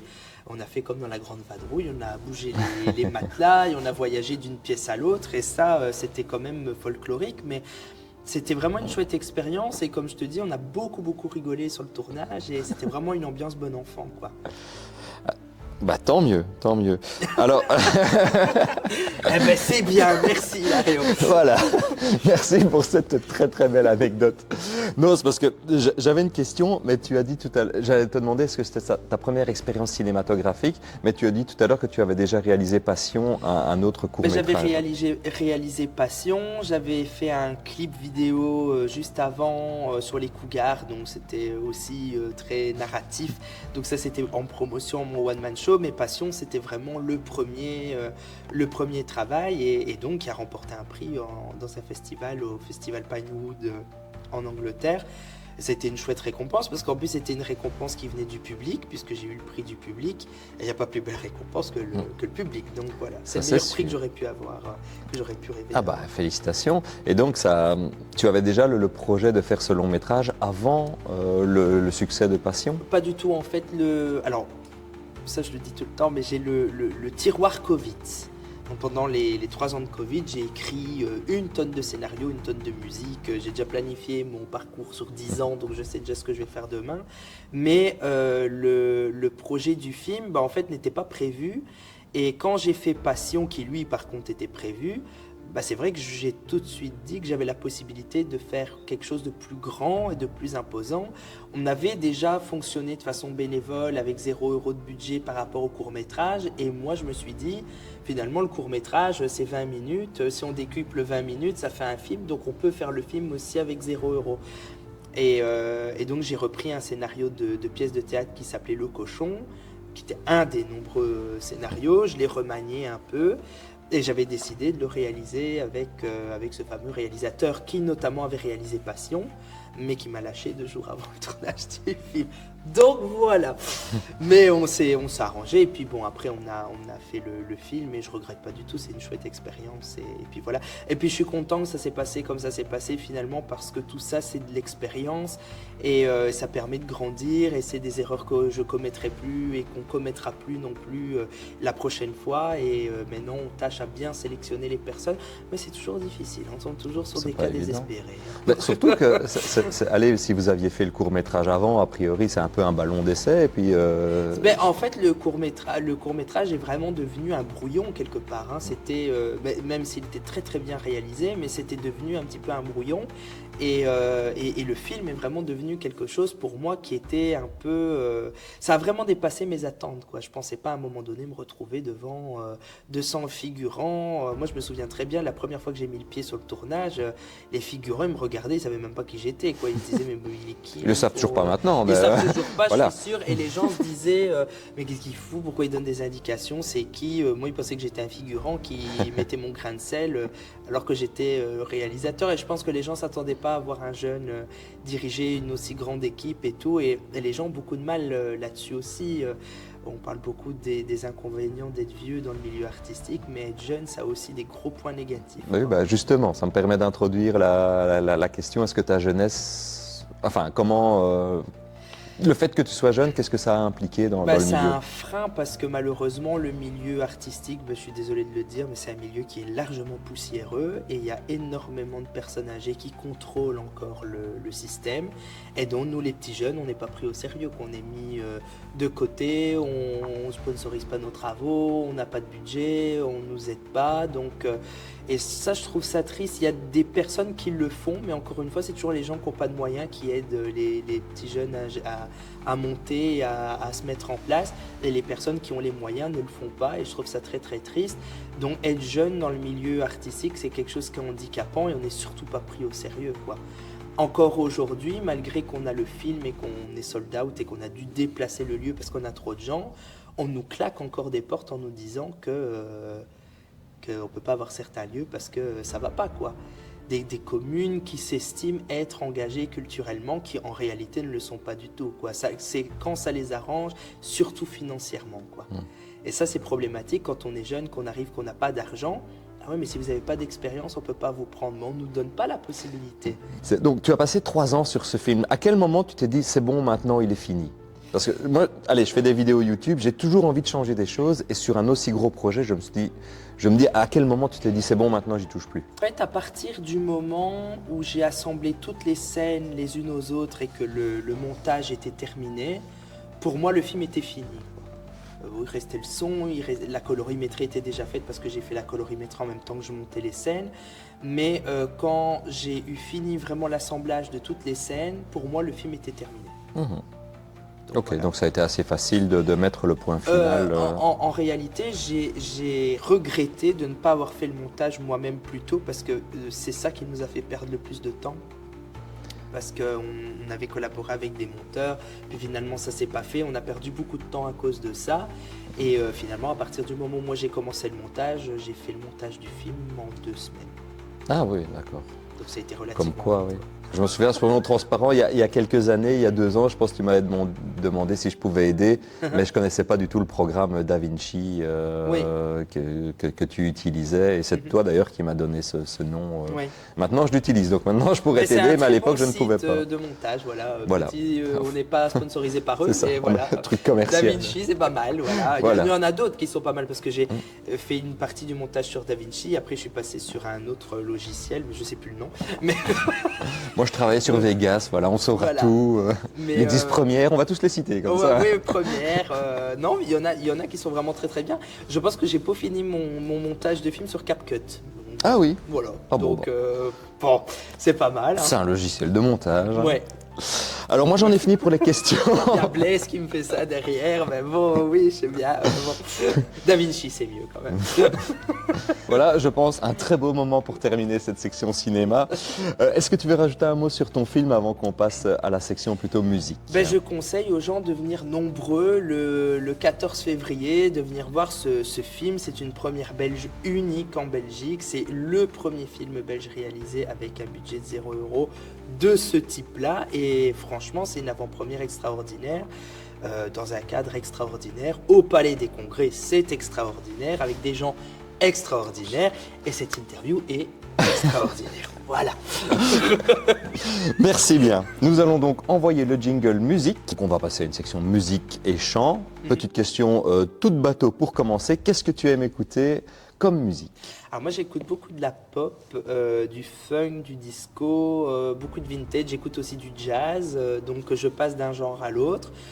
Voilà, j'aime bien varier les plaisirs. Quoi. Oui, Voilà. tu n'es pas 100%, Non, enfin tu non, varies non. les plaisirs. Moi je suis jamais 100%, je suis jamais 0% non plus, je suis 50-50, j'aime bien voyager, j'aime bien faire moitié-moitié, et puis voilà, moi je suis Ouvert d'esprit. ouvert d'esprit. Et puis j'aime pas avoir un style prédéfini, mais ça je pense qu'on l'a bien compris. Oui, ça on en a déjà parlé. oui. Mais musicalement, non, j'aime bien voyager. Et puis c'est aussi en fonction de mon humeur. Et puis voilà, moi j'écoute beaucoup de Madonna du coup, forcément. Mais non, j'écoute vraiment de tout. Frank Sinatra, Dean Martin, enfin je voyage quoi, vraiment entre les styles. Donc voilà. Est-ce que tu te souviens de la première fois que tu as chanté? Ou- Chanter, non. Mais je me souviens de la première chanson que j'ai entendue. Ah, C'était la musique Lady du groupe Mojo. là comme ça je visualise pas, mais c'est pas grave. Et donc musique sortie en 2000, moi je venais de naître et le souvenir le plus lointain que j'ai, c'est moi sous le sapin avec cette musique qui passe à la télé. Voilà, quel parent mettrait son enfant sous le sapin? C'est la question qu'on peut se poser. C'est peut-être que Père Noël va le reprendre. Ceci explique cela. Non, mais c'est la première musique que je me souviens le plus loin possible. Et je pense vraiment que allez, je chantais, ça je pourrais pas dire, mais je me souviens clairement, ma famille, je les vois encore dans le salon, moi sur la table du salon, debout avec mon petit costume, mon chapeau de forme et ma canne, en train de taper du pied et chantant du Sophie Ellis Bextor, Murder on the Dance Floor. Voilà, ça c'était. Et alors je tapais du pied en même temps qu'elle sur la table, ça c'était un truc que j'adorais faire quand j'étais petit. Il y a plein de musiques comme ça quand j'étais petit, il y a vraiment 3 musiques. C'est vraiment Mojo, Sophie Ellis Bextor et il y avait Gold Tricks aussi, c'était I Love Trippin', c'est une musique qui était sortie en 2000, une chanson house comme ça. Et c'est les 3 musiques vraiment avec lesquelles j'ai grandi, qui m'ont inspiré. Et je me souviens déjà à l'époque, je faisais déjà le clown non, je faisais déjà mes petits spectacles devant ma famille. Vous êtes chaud, trop bien, trop bien. Voilà, avec mon petit costume, mon petit chapeau de forme, voilà. Trop chouette, trop chouette. Ah bah, belle anecdote. Qu'est-ce que la musique, faire de la musique, t'apporte que les autres disciplines ne t'apportent pas?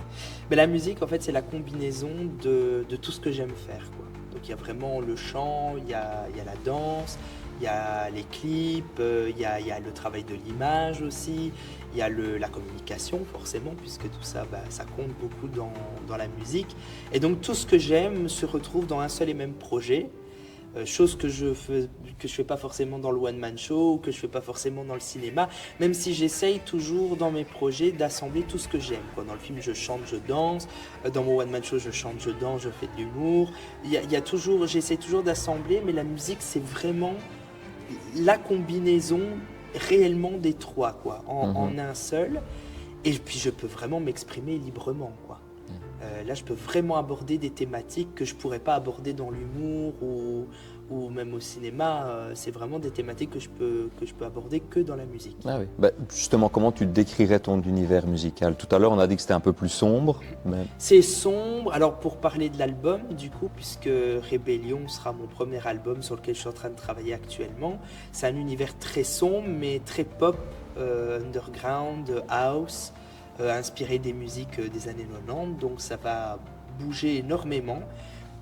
Mais tout ça accompagné d'un univers très très sombre et de thématiques très sombres. Ok. Aussi. Très introspectif aussi comme projet, puisque du coup là je me dévoile un peu plus au public et donc je fais part aussi de mon côté plus sombre. Donc ça c'est vraiment un chouette projet. Je suis vraiment très content de travailler sur ce projet et ça me permet aussi de faire beaucoup de recherches. Je recherche beaucoup de choses dans l'histoire, au niveau des costumes, au niveau des accessoires, au niveau des chansons, des paroles. Je m'inspire beaucoup de chansons qui existent déjà des années 90, donc il y a de l'inspiration, énormément d'inspiration. J'aime pas m'inspirer des humoristes par exemple, mais par contre musicalement, j'aime bien quand même m'inspirer des sons avec lesquels j'ai grandi et que j'aime beaucoup, quoi. Ah oui. Donc voilà. Ben moi j'aime beaucoup, t'as sorti quoi, c'est 2 singles maintenant ou un single je ne sais plus. Tu avais sorti un premier morceau que j'avais beaucoup aimé, ouais. J'avais bien écouté. Il y avait Dancing Through the Night, Devil in the Dark, It's My Life, Candy Girl aussi. Ça c'était vraiment 4 singles que j'ai sortis en amont pour préparer le public à mon air musical, parce que c'était un peu important, c'était important pour moi de tâter le terrain un petit peu et que le public soit préparé à ce genre de choses, quoi. Donc, pas leur balancer directement l'album, là au moins il y a un peu de teasing. Et, mais c'est vraiment quelque chose, il y a vraiment une direction artistique, il y a vraiment un style, il y a vraiment une histoire. Ce que je peux dire aussi par rapport à ça, c'est qu'il y aura un court-métrage qui sera associé à l'album et qu'à l'assemblage de tous les clips, ça fera un film. Oh, Daft Punk, ça me rappelle Daft Punk avec Interstellar. Une histoire, quoi. Trop bien. Et donc en fait, un album concept alors, comme on dirait. Un album concept et trop donc chouette. Rébellion, ça ça suit le parcours d'un homme dans sa vie, quoi. Donc des maltraitances, des difficultés, des joies, du bonheur, de la religion, de tout ce qu'une personne peut vivre dans sa vie. Ben là, c'est vraiment le parcours d'une personne du début jusqu'à la fin, quoi. Donc, allez, voilà. C'est intéressant, hein. J'ai hâte d'en savoir plus. Et tout ça avec des musiques qui bougent et qui dansent, tout ça sur un fond très sombre et très tabou. Voilà. Ben. Est-ce que tu as déjà eu l'occasion de chanter une de ces chansons-là sur scène, vraiment en mini-concert? Alors, pas encore, mais ce que je peux dire, c'est que le 18 avril aura lieu la 2e édition du Fashionist Art. Et je vais avoir la possibilité de proposer au public les 4 premières musiques de mon album. Donc je conseille aux gens de vivement venir. Ce sera une édition vraiment hors norme et petit spoil, je ne serai pas sur scène au début. Quelle affaire. Donc c'est pas où je serai, je ne le dirai pas, ça les gens doivent chercher eux-mêmes. Mais voilà, donc il y aura une entrée sur scène un peu particulière. Ok. Voilà. N'en dirons pas plus. Il faudra venir le 18 avril à la Fashionist Art et c'est un superbe événement là aussi où Patrick et Olivier mettent en avant des personnes, enfin des jeunes justement qui débutent dans le milieu artistique. Et c'est vraiment top. J'aime beaucoup le concept, donc voilà. Allez, que d'affaires. Et il faut venir parce que j'y serai. Ah voilà. Sinon, ne venez pas. Si jamais vous voyez qu'il est malade, ça oui, si je suis pas là, ça sert à rien. Mais si je suis là, je rigole. Oui, évidemment. Venez pour les autres aussi, hein. Voilà, tout de même. Mais je précise pas les premiers degrés. Je suis premier degré aussi, pour un humoriste. Oula. On en parlait tantôt. Et l'humour, c'est que ça fait mal jusqu'au 3e degré. C'est comme le bruit. C'est vrai. Ouais. Moi, je suis pas.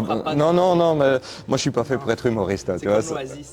Voilà, ça. On la reprendra pas. On l'a tenté comme ça et puis sous le tapis, n'importe quoi.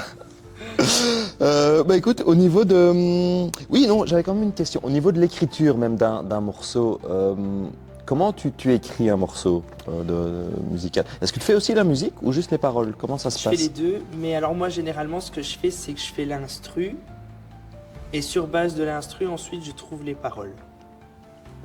Ou alors généralement j'ai des mélodies déjà toutes faites dans ma tête et donc j'ai plusieurs instrus et alors j'essaie de coller la mélodie sur une des instrus quoi. C'est ma façon de travailler. Ok. Donc tu es Le aussi soir, dans musical. mon bureau, à minuit, quand tout le monde dort, comme ça j'emmerde bien mon monde. J'allais dire, tu fais péter le son À et hop là. chanter et voilà. C'est ma façon à moi de travailler, j'ai besoin de travailler le soir. Eh ben, Voilà, ma petite routine. la routine de création, toi, c'est Ouais. plutôt le soir. C'est le D'accord. soir. Moi j'ai besoin de travailler le soir, je sais pas pourquoi. Après c'est aussi tout ce Tranquille, que hein. toute la journée quoi, les inspirations de la journée, tout ça, on a besoin de s'exprimer, on a besoin De décharger. de décharger, donc je le fais en chantant et en embêtant les voisins. Tant pis pour eux. Tant pis Il n'y avait qu'à pas habiter là. Voilà.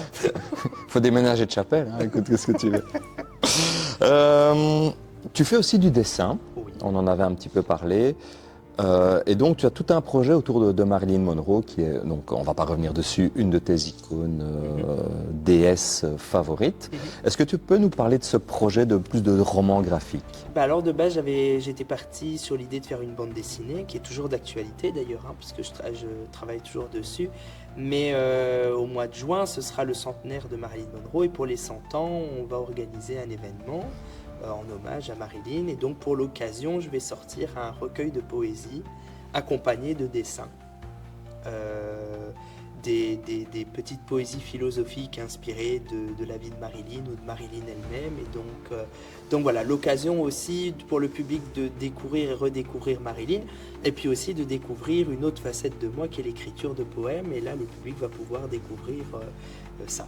Donc c'est vraiment top. Et le gala, on fera un espèce de gala centenaire vers le mois de juin. Pour fêter ça tous ensemble avec les passionnés du cinéma, les fans de Marilyn. Donc voilà. Eh ben, que de belles choses, que de belles choses. Ben oui, et c'est un chouette recueil poétique avec des dessins très poétiques eux aussi. J'ai vraiment essayé d'illustrer chaque poème et ça parle vraiment de la condition humaine en général, quoi. Donc du parcours dans une vie, des problèmes qu'on peut rencontrer, les peines de cœur, la dépression, les joies. Donc tout ce qui se rapportait à Marilyn, je veux dire, est amené de façon philosophique. Et puis c'est un livre qui peut résonner en chacun d'entre nous, parce que c'est un livre qui n'est pas, je cite pas Marilyn dans le livre à aucun moment, c'est vraiment ouvert à n'importe qui, donc n'importe qui peut s'identifier au poème, mais c'est inspiré de Marilyn, quoi. Ça oui. Ok. Et les dessins la représentent naturellement de façon poétique et voilà. Et ce sont des dessins qui sont faits pour la plupart à l'encre de Chine, donc voilà, ça va rajouter un petit cachet comme voilà, ça. de l'encre de Chine, quoi. Le cachet de l'encre de Voilà. Chine, voilà. Eh ben, c'est sur cette, de nouveau, très belle anecdote que nous allons arrêter là, cette deuxième partie. Nous reviendrons pour une troisième partie où nous irons encore plus loin dans l'introspection. Nous irons au fond des choses. Nous parlerons de choses un petit peu plus personnelles, notamment comment Hilario vit le rapport à la célébrité et tout ce genre de choses. Merci pour votre attention. À tout de suite.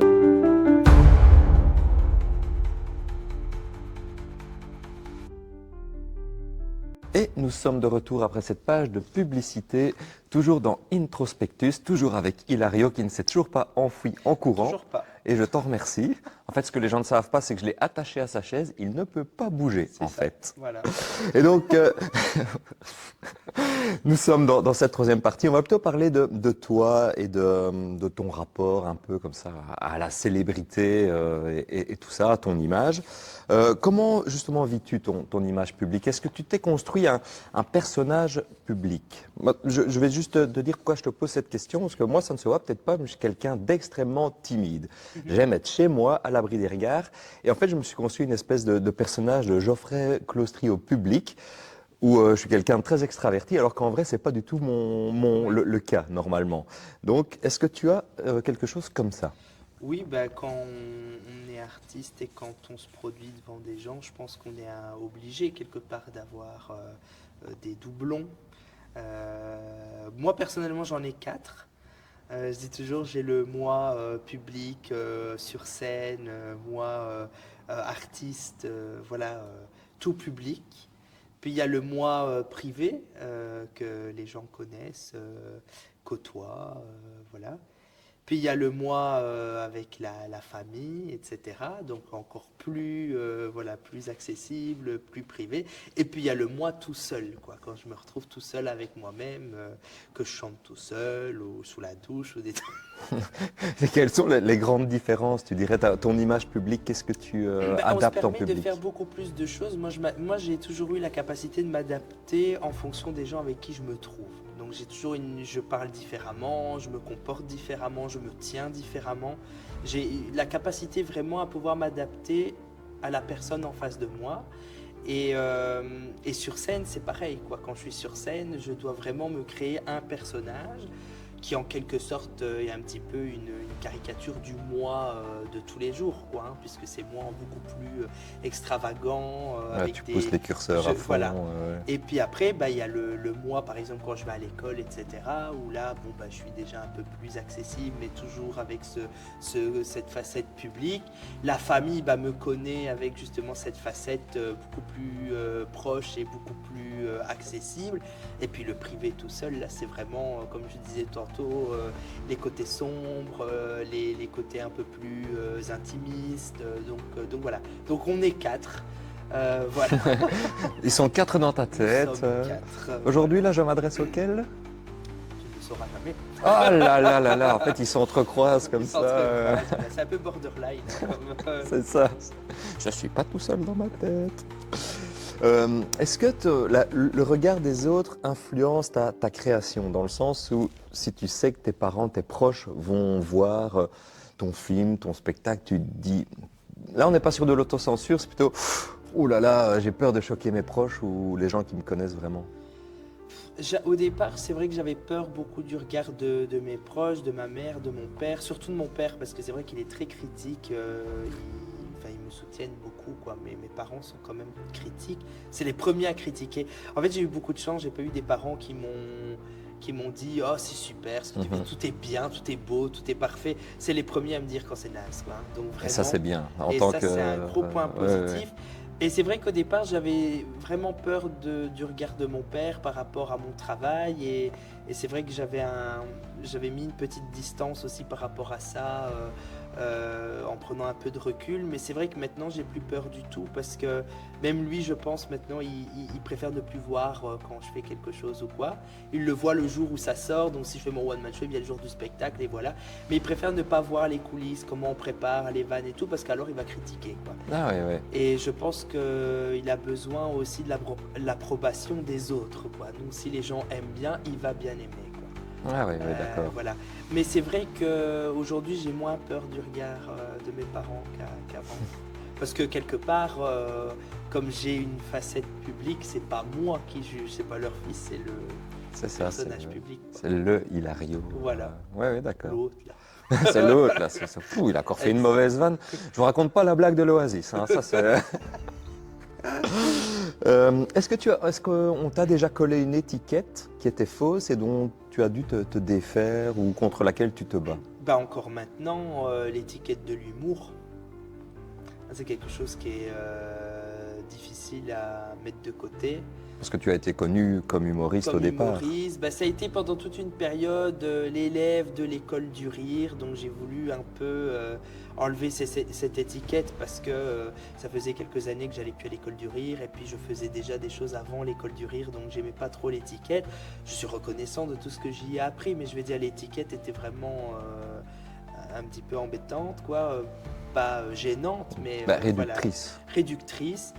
Et puis maintenant, c'est l'humoriste, voilà. Et j'aime pas du tout cette étiquette, puisque moi, encore une fois, je suis pas axé dans un genre, je suis vraiment pluridisciplinaire, je fais plein de choses. Et c'est vrai que d'avoir une étiquette humoriste, une étiquette élève d'école du rire, c'est un peu embêtant. Et maintenant que je m'ouvre à l'album, certaines personnes refusent aussi de collaborer avec moi parce qu'elles regardent toujours ce que j'ai fait avant, donc l'humour, la comédie, le cinéma, Et comme l'album est quelque chose d'un peu plus sombre, introspectif, les gens n'arrivent pas à se projeter dans cette nouvelle facette et je sais que ça va être dur de casser Ah, un bien petit sûr. peu.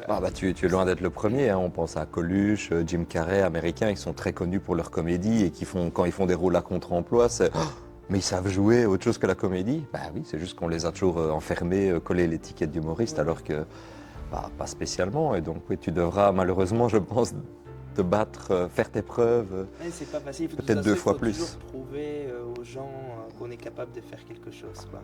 Ça, c'est quand on est artiste, on doit toujours prouver aux autres. C'est ça. Sauf si tu restes dans ta zone de confort, hein. On en revient à ce qu'on disait tout à l'heure. Si tu as déjà fait, incarner 3 fois le rôle d'un policier et que tu le fais très bien, on va te proposer le rôle du policier. On sait que tu vas être bon dedans, mais ça, artistiquement, pour nous, Oui, c'est pas trop intéressant. C'est mais- très compliqué. mais- Voilà. D'autant plus quand on est jeune et qu'on débute parce qu'on a peu d'expérience et qu'on ne nous prend pas au sérieux et que voilà. Et puis de toute façon, même dans le cas où on aurait de l'expérience, on est jeune, donc on a encore tout à apprendre. Oui, tout à fait, tout à fait. Toi, comment tu gères le stress ou ta vulnérabilité propre, la gestion du stress? Moi, je sais que je serais incapable de monter sur scène comme tu le fais pour être toi tout seul sur scène. Quand je dois donner des conférences, j'ai juste envie de disparaître derrière mon pupitre. Comment tu gères ce genre de choses? Je pense que c'est. Alors là, par contre, je peux le dire, je pense que c'est l'expérience. Parce qu'au début, j'étais pas à l'aise non plus en montant sur scène. Enfin, t'es vraiment mal avant de monter sur scène, quoi. Mais on dirait un petit peu qu'on monte à l'échafaud et que ça y est, quoi, c'est la fin. Mais c'est vrai que il se passe quelque chose toujours qui t'enlève ce stress. Moi, j'ai toujours ça avant de monter sur scène. Ça m'est arrivé à chaque fois que j'ai joué mon one-man show. J'arrive sur scène et j'oublie tout mon texte, quoi. Il y a un trou noir complet, je me souviens vraiment plus de rien. Et au moment où les rideaux s'ouvrent et que le public applaudit et que je commence, j'ai l'impression d'être un robot sur scène et que tout le texte défile et que Ouais. c'est plus moi qui suis en possession de ce que je fais ou de ce que je dis, quoi. Donc c'est vraiment, je pense à ce moment-là, mon personnage public qui prend le dessus et qui est obligé d'assurer et d'être sur scène. Et le stress à ce moment-là est positif puisqu'il te pousse à te dépasser et voilà. Mais c'est vrai que moi je suis quelqu'un de très positif, de très spirituel. Et donc je fais beaucoup de séances d'auto-hypnose, des trucs comme ça m'aide beaucoup. Enfin voilà. Je reviens à la question d'image. Est-ce que tu fais toujours attention d'être très apprêté ou est-ce qu'on peut parfois trouver croiser Hilario, les cheveux en bataille en training au Lidl par exemple? Les gens que je côtoie ici, par exemple, m'ont jamais vu en pyjama ou les cheveux décoiffés, quoi. Hein. Ça, c'est sûr que. Mais mes proches, oui, oui, eux, ils ont vu Mais dès que tu la sors vraie personne derrière. dès que tout. tu sors du cocon, voilà, tu es apprêté tel qu'on Mais te voit là. c'est-à-dire que j'aime beaucoup. Enfin, moi, j'aime bien être bien habillé. Il faut être bien apprêté, il faut être bien coiffé, bien. Voilà, moi, c'est hyper important. C'est un respect aussi pour le public. Moi, on m'a toujours fait la remarque quand j'allais faire des stand-up ou des premières parties d'humoristes. On me disait toujours, ah, mais toi, t'es toujours bien habillé. Mais et moi, j'avais envie de leur dire, mais moi, c'est normal. Mais vous, en jogging, je vous retourne la question, pourquoi? Parce que finalement, c'est un respect aussi pour le public, quoi. Oui, mais je veux dire, en dehors de la scène, Mais juste- en dehors de la scène, t'es oui, dans moi, la rue, quoi. moi j'aime bien être bien habillé, bon, je suis coquet, j'aime bien prendre soin de moi, etc. Après dans le privé, honnêtement, moi, t-shirt, slip, je me promène comme ça toute la journée, quoi, il n'y a pas de problème. Mais c'est vrai que je peux rester des semaines et des semaines quand je suis à la maison. Par exemple, là, ça va bientôt être les vacances de Noël. Je sais que pendant une semaine ou deux, je ne vais pas me raser, je ne vais pas me cocooning. coiffer, voilà. un Hilario barbu avec les cheveux Voilà. qui tombent, je Un demande à Hilario voir. négligé Oui, là. et négligent. Oh là là. En mode cocooning, voilà. En mode cocooning, mais c'est vrai que je pense que c'est important de se laisser respirer un peu de temps en temps. Tu as bien raison, tu as Voilà. bien raison. Justement, alors c'est une question que j'avais un peu plus loin, mais au niveau des respirations, toi, comment tu gères les réseaux sociaux? Parce que même quand on est, surtout même les côtés néfastes des réseaux sociaux, parce que même quand on est chez soi, ben, on sait que ça peut nous atteindre. Comment tu gères tout ça? Ben moi j'ai pris l'habitude, alors je suis énormément sur les réseaux, j'utilise beaucoup les réseaux sociaux parce que c'est un vecteur de communication et de publicité qui est vraiment très très important de nos jours. Donc c'est le meilleur moyen pour moi de toucher le maximum de gens, notamment dans la musique. Après moi personnellement, j'ai aucun intérêt à avoir les réseaux sociaux. Je pense que si je faisais pas tout ça, je n'aurais pas les réseaux. Maintenant, j'ai pris conscience que les réseaux, c'était plus un outil marketing plutôt qu'un objet de la vie réelle parce que c'est pas la vraie vie, quoi. Je veux dire, moi, j'ai mis une distance vraiment avec ça parce que c'est vrai qu'il y a un stress aussi au début, quand tu es artiste, que tu utilises les réseaux, tu dois avoir plein d'abonnés, mais j'ai pas beaucoup de vues, j'ai pas beaucoup de likes, mais c'est pas ça qui est important finalement, c'est vraiment les gens qui se déplacent et qui viennent te voir en vrai, c'est ça qui est important, le vrai soutien. Et je dis pas qu'il faut minimiser l'impact qu'on a sur les réseaux parce que c'est ça quand même qui t'ouvre au maximum de monde, mais c'est pas la vraie vie, quoi. Donc j'ai commencé à prendre de plus en plus de recul par rapport à ça. Et c'est vrai que malgré le fait que j'entretiens beaucoup mes réseaux sociaux, maintenant si je publie pas tous les jeudis ou tous les lundis, c'est pas grave, quoi. C'est plus une priorité pour moi aujourd'hui, les réseaux sociaux. Et ce qui est l'aspect critique. J'imagine que tu as dû recevoir pas mal de oui, haters. Tous les jours, j'en reçois plein la tronche, mais ouais, même quotidiennement, tu reçois des messages de haters. Tout le temps, les gens critiquent tout le temps, mais je pense que les gens, ils ont besoin de se défouler, quoi. Ils font pas de sport, donc ils ont besoin de le faire via les réseaux sociaux, quoi. Bah sinon, ils s'embêteraient quand même. Ouais.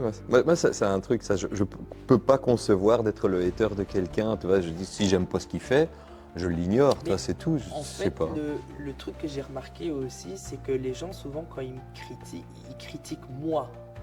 Ils me critiquent pas mon travail ou mon one-man show, mon film, ils me critiquent moi personnellement, quoi. Ma façon de m'habiller, ma façon de parler, ma façon d'être, c'est moi personnellement qui critique, quoi, physiquement, etc. Et donc, à partir du moment où tu reçois des critiques comme ça, moi je m'en fous, quoi. Enfin, c'est pas constructif. Mais ce sont des gens que tu connais, que tu as rencontrés Souvent des gens que je connais. Ah oui. Ouais. Ok. Ouais, c'est quoi, c'est de la jalousie par rapport Je n'ai pas la prétention de le dire, mais sans doute oui que ça doit être de la jalousie, parce que bon, à partir du moment où tu attaques quelqu'un sur son physique, c'est que tu n'as rien d'autre à faire de ta journée que...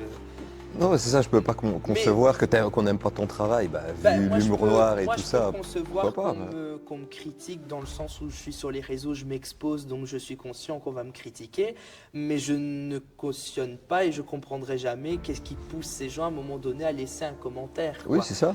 Bon, à part le fait que ces gens-là sont très certainement au chômage et ne foutent rien de leur journée, comme énormément de monde qui critique, parce que la plupart des haters, ce sont des gens qui ne foutent rien de leur journée, hein, soyons clairs. Parce que quand tu travailles, tu n'as pas le temps de faire des commentaires sur... moi, je dirais que si tu as une vie positive, tu vas pas lâcher de la négativité sur les autres. Non, c'est ça. Mais puis après, c'est aussi l'image que tu renvoies. Moi, je pense que l'image que je renvoie sur les réseaux sociaux est quand même extrêmement superficielle par rapport à qui je suis dans la vie de tous les jours. Et je pense que ça impacte aussi. Donc, je suis conscient que mon image peut influer des commentaires négatifs. Mais je m'en fous, comme je l'ai dit, comme je le dis tout le temps. J'arrêterai de faire ce que je fais le jour où les gens ne me critiqueront plus, quoi. Parce que s'ils me critiquent plus, c'est que je fais rien d'intéressant. Ah, c'est pas faux. Donc, voilà, c'est pas faux. Je continuerai à être superficiel sur les réseaux. Comment tu fais pour rester toi-même, dire le vrai toi-même au milieu de tout ça, en déambulant en slip le week-end? Je pense qu'il faut aussi, mais je pense qu'il faut prendre du recul et je pense qu'il faut mettre ça de côté. Je pense qu'à un moment donné, quand je joue sur scène, et ben voilà, je rentre chez moi et puis la façade tombe, les rideaux tombent, et puis même quand après je suis avec le public à l'after ou autre, je suis de nouveau beaucoup plus accessible et en tant que personne, je suis pas constamment dans le personnage public, mais c'est vrai que la frontière, elle est vraiment faible entre la personne que je suis en public et dans le privé. Je dis ça pour rire, mais c'est vrai que la frontière est très très faible. Mais c'est plus une carapace, quoi. C'est plus une protection en disant tout ce que j'entends ou tout ce que je vis maintenant ne m'atteint pas et voilà. Mais ça, je pense que c'est depuis le temps que je le fais, j'ai pris l'habitude d'avoir un dos large et une carapace solide et voilà. Je vois ça, parce qu'apparemment tu as pris pas mal de coups, semblerait-il. Oui, et encore aujourd'hui, hein, c'est pas facile. Et puis c'est vrai que moi tout seul, j'avais du mal à gérer aussi, quoi. À un moment donné, c'est vrai qu'avec tous les projets que j'ai à faire et tout ça, c'est pour ça que maintenant, on a lancé les Yes Productions avec Colette et Aïcha, parce qu'il n'y avait pas moyen. Enfin, moi, je pouvais plus tout gérer tout seul, Ouais, c'était c'est pas ça. possible, quoi. Je suis pas encore à un niveau élevé, je fais rien d'exceptionnel, je vais dire, par rapport à certains, mais on fait beaucoup de choses et c'est vrai que moi, gérer tout ça seul, c'est pas possible. C'est ça, mais les gens ne se rendent pas compte, hein, quand on fait un film, je suis bien placé pour le dire, Mhm. trouver des endroits, aller les visiter quand on Ouais. peut, prendre les contacts, avoir les accords administratifs des personnes, ça prend rien que répondre aux mails. Parfois, tu dois répondre à 10-15 mails, Mais c'est une t'en es perte pour 2-3 d'énergie heures. aussi parce que Énergie et temps. l'énergie que je donne là-dedans, je ne le donne pas dans mon art non plus. Mhm. Et c'est un peu méchant ce que je vais dire, mais finalement, c'est aussi donner du mauvais travail à ceux qui m'accompagnent parce qu'ils doivent s'occuper de la partie la plus ingrate, Mhm. répondre aux mails, prendre les rendez-vous. Mais ça m'aide énormément Ah, bien dans ce que sûr. je fais parce que ça me permet à moi de me concentrer vraiment à 100% sur ce que je fais. Et en faisant tout ça, je ne peux pas me concentrer sur ce que je fais, donc c'est mauvais ce que je fais. C'est ça. Donc C'est pas pour c'est rien une- qu'il y a des assistants de production et C'est ça. que le métier existe, C'est hein, pour ça que évidemment. j'ai Colette et Aïcha qui m'aident énormément. Je le dirai jamais assez, mais c'est vrai que alors Colette, elle est beaucoup plus que secrétaire au Yes Production, puisqu'elle est collaboratrice, elle est tata de cœur, elle est accompagnatrice, conductrice, chauffeur, voilà. Co-réalisatrice si besoin. Co-réalisatrice, elle est mes yeux, elle est voilà. Et Aïcha, bon, elle s'occupe de la partie un peu plus communication et juridique, donc ça aussi c'est important, surtout quand on a des haters, parce que là on est obligé maintenant d'attaquer juridiquement, donc. Ah oui, t'as dû attaquer Oui, juridiquement. déjà. Et la société, Punaise. elle est que depuis le mois de septembre. Ben oui, hein, c'est tout donc, nouveau. mais la jalousie pousse des personnes à faire des choses extrêmement graves et ces personnes-là ne peuvent pas rester sans être punies juridiquement. Donc, Oh là là. Voilà. Ouf. mais c'est Ah, oui, c'est oui, bien, ben. c'est bien parce que ça veut dire que Aïcha va avoir du travail et qu'elle n'est pas prise pour rien, quoi. Donner du travail à Aïcha. Voilà, elle est contente, elle fait son travail. Donc, mais c'est vrai que c'est important pour moi d'avoir une structure et puis aussi ça permet de solidifier un petit peu tout mon parcours artistique et ce que je fais et de valoriser aussi mon travail puisque en ne mettant pas mon énergie là-dedans, bah, je m'implique plus dans mon travail et donc ça met en valeur ma capacité à me donner à 100% dans mon art. Eh ben, Voilà. justement, voilà, et Voilà. voilà. Est-ce que tu as justement des activités qui n'ont rien à voir avec l'art? Est-ce que tu fais du sport ou que sais-je? Bah, j'ai repris le sport il y a quelques temps parce que j'avais pris du poids. Et donc j'ai fait du sport. Donc maintenant je fais ma petite heure de sport tous les jours. Je fais attention à ce que je mange.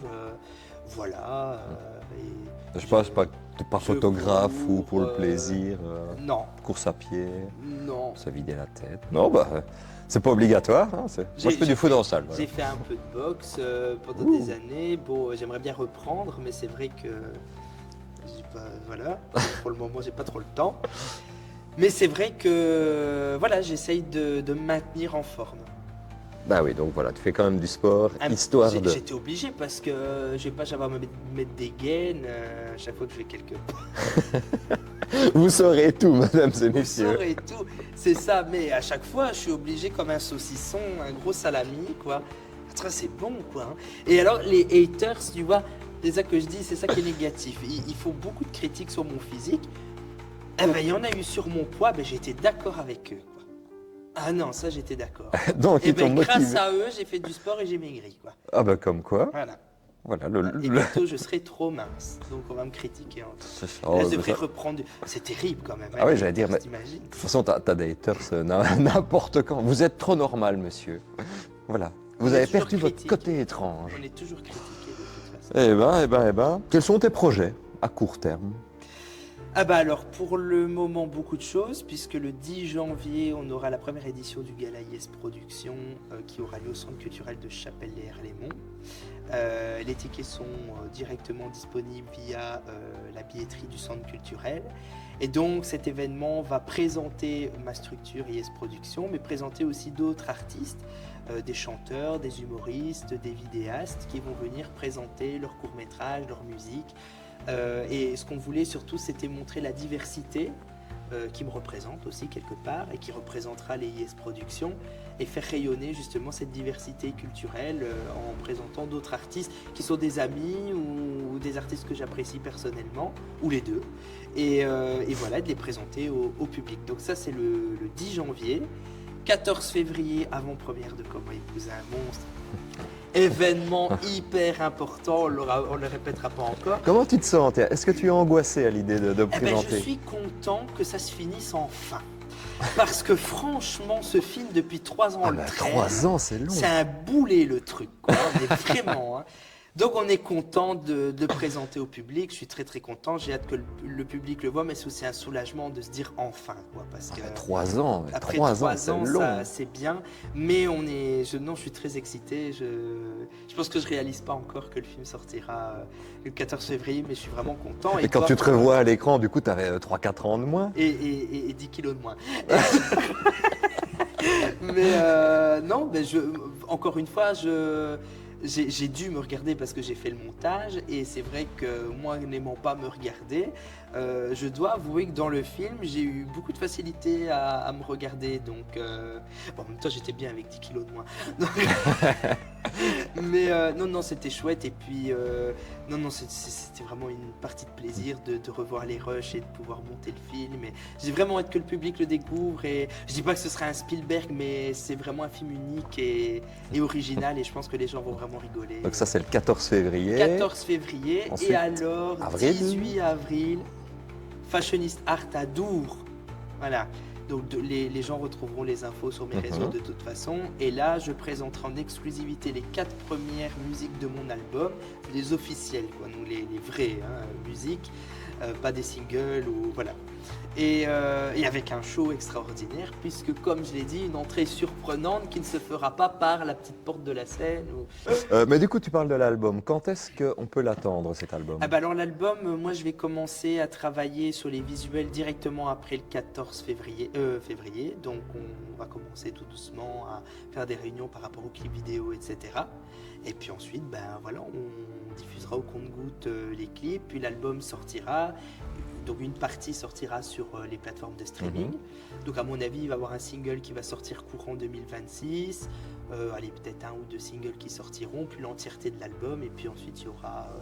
donc les singles qui sont déjà sortis ne sont pas intégrés à l'album? D'accord, ok. Non, ils seront peut-être mis en bonus dans l'album ou quoi, mais les singles qui ont été tournés jusque maintenant, c'était vraiment des tests. D'accord, ok. Pour tâter le terrain, et ça a bien marché, parce que les clips ont eu plusieurs milliers de vues sur les réseaux, beaucoup de partages, et n'en déplaise à certains, 18 000 streams quand même sur Spotify, donc c'est quand même c'est très mal, bien. hein. Moi j'avais beaucoup aimé Devil in the Dark, je crois. Ouais, j'avais beaucoup aimé celle-là. C'est pas sur Spotify, c'est sur Apple Music, je pense. Bon, il y a un des trucs où les gens sont plus réactifs. On va aussi les citer, genre Spotify, Deezer, Apple Amazon Music. Je sais même pas si ça existe d'ailleurs, Amazon Music. Peut-être Prime Music, je sais pas. Music, je ne sais pas. Mais en tout cas, de chouettes réactions du public, et j'ai vraiment hâte de présenter aux gens l'album, puisqu'à la clé de l'album, je le dis déjà, mais il y aura un concert et une tournée. Ouh là. D'où la petit effort physique que je fais. Pouvoir soulever des danseuses sur scène, parce que seront-elles en j'en vagin? ai marre de me faire soulever moi sur scène, donc ce serait... Mais en plus je les vois, les pauvres, elles galèrent, quoi. Soit là, oh là, elle dit qu'est-ce qu'il bouffe celui-là? Non, parce qu'on avait une scène du film, elle devait me soulever, tu les voyais, les pauvres, elles étaient en détresse, quoi. Non, catastrophe. C'est là que là, maintenant, je suis plus léger, donc... J'espère qu'il y aura un bêtisier, tu vois. Il y en aura un de bêtisier du film. D'ailleurs, on pourrait faire un second film rien qu'avec les bêtisiers, parce qu'il y a plus de bêtisiers que de rush du film. Donc, on peut faire quelque chose, je pense. J'ai hâte de voir ça, tiens. Alors, est-ce qu'il y a une discipline, enfin un art artistique que tu n'as pas encore tenté, mais qui te tenterait à l'avenir? La flûte. Non, je rigole. Ok, comment tu veux que je rebondisse là-dessus? Non, honnêtement, non. Alors, aucun instrument, parce que ça m'intéresse pas du tout, ce délire-là.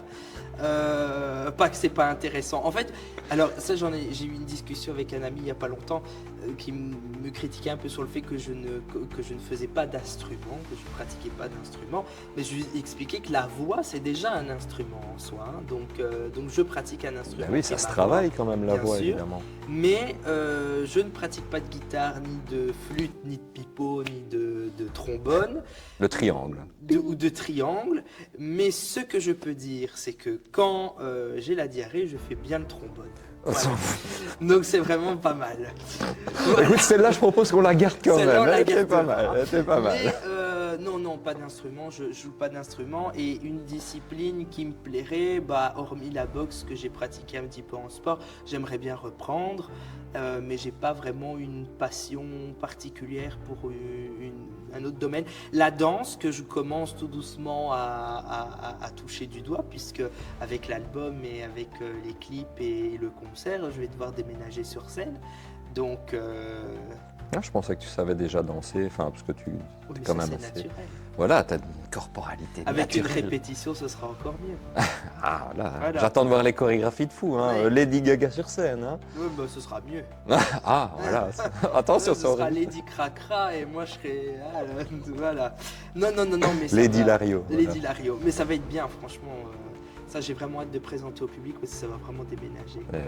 Eh ben, c'est bien vendu en tout cas. Hein. Bah, Le voilà. côté marketing comme ça. Tu m'apprendras. C'est important. C'est important. Voilà. Le français peut-être, des cours de français, ça me ferait du bien, je pense. Alors, dis-moi, quelle est la plus... Là, on va être un petit peu plus philosophique. Quelle est la plus grande leçon que la vie t'ait apprise jusqu'à maintenant? De ne jamais faire confiance et de ne jamais se livrer trop rapidement aux gens. Mhm. Voilà. Voilà. That's it. Ben non, ben voilà. Écoute, question, réponse. Voilà. Ça, c'est bien, efficace. Qu'est-ce que tu dirais à ton toi d'il y a 10 ans ou au toi, à l'Hilario débutant?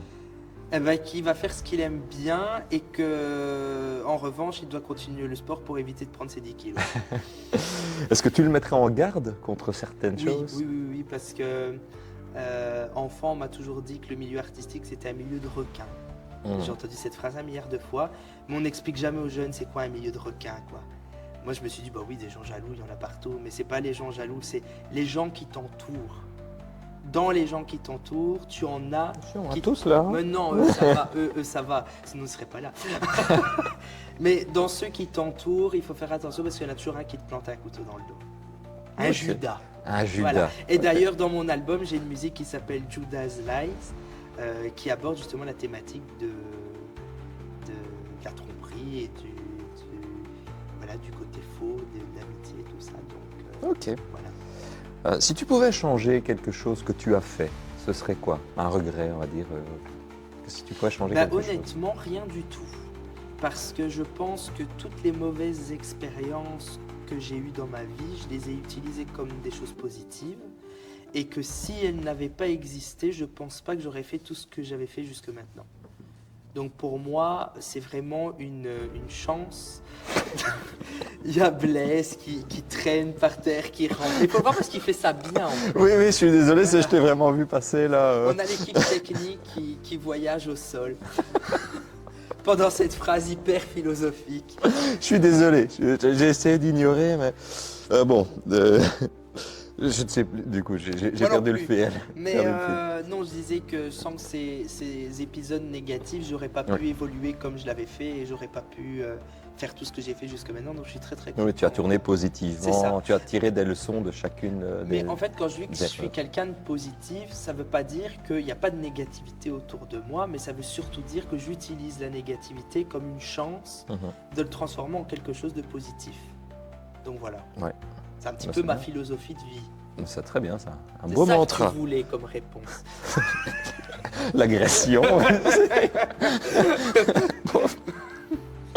Quel compliment te touche le plus avant de me faire engueuler?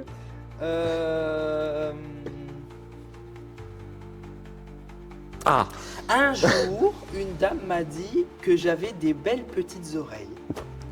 Eh ben, c'était un compliment qui m'a fait rire, mais ça m'a touché parce qu'on m'avait jamais complimenté sur mes oreilles. Et il n'y a que ma mère qui me dit que j'ai des belles petites oreilles. Et donc quand un inconnu me dit que j'ai des belles petites oreilles, ça me touche. Ah bah, vous savez ce qu'il vous reste à faire pour Voilà. faire plaisir à Hilario. Voilà, parce que pour me dire t'as des beaux cheveux ou je reçois pas beaucoup de compliments en fait, faut pas croire, hein. C'est ça, tous les compliments sont bons à prendre de toute façon. Dans mon cas, tous les compliments sont bons à prendre. Pensez à lui dire qu'il a perdu du poids la prochaine fois. Voilà. Mais ça on me le dit beaucoup pour le moment, mais ça me touche pas parce que je le sais. Donc, Oh là là, monsieur difficile. donc j'ai pas besoin. Quelle est ta plus grande peur artistique? De devenir banal, j'imagine, ou de perdre ton mojo. Je vais dire un truc un peu con, mais c'est vrai, c'est une crainte que j'ai. Ça te montre bien le niveau, hein, qu'actuellement je suis beaucoup dans le physique et l'image et le visuel. J'aimerais pas perdre mes cheveux, quoi. Oh, c'est pas gentil. Mais c'est ma marque de fabrique, Mais tu oui, vois. oui. Un peu comme Superman a le slip au-dessus Bien du sûr. caleçon, bah moi c'est mes cheveux, quoi, tu Bien vois. sûr. Bah, c'est ton image, C'est ma force. évidemment. Et je pense que si je perds mes cheveux, bah, je serais un petit peu handicapé, quoi, quelque part. Bah, tu perdrais une partie de ton identité. Mais je ferai un one-man show qui s'appellera Certains Mêmes Chauves. Oh, j'allais dire justement, référence à Marilyn pour ceux qui ne l'ont pas. Voilà.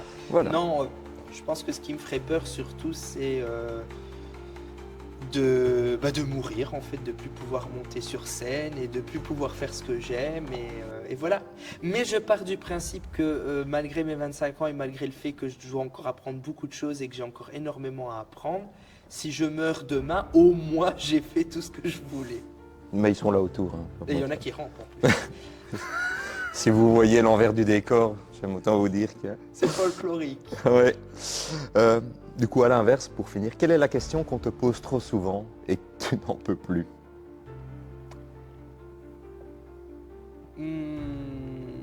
Bah celle-là justement. La question qu'on te pose trop souvent, eh ben, vous le saurez. Merci beaucoup. C'était donc... c'était... Comment ça s'appelait? Je sais plus. Je sais plus non plus. Mais c'était une superbe émission. Introspectus, c'était Introspectus. Merci beaucoup d'avoir regardé. Merci beaucoup à Hilario. On a Merci bien à toi, rigolé. en tout cas. Rigolé, c'était très intéressant et un grand merci. Merci beaucoup et merci à toute l'équipe et merci surtout au bourgmestre de Morlanway de nous avoir prêté ce magnifique lieu qu'est le théâtre de la commune de Morlanway. Et on les remercie. Merci à vous.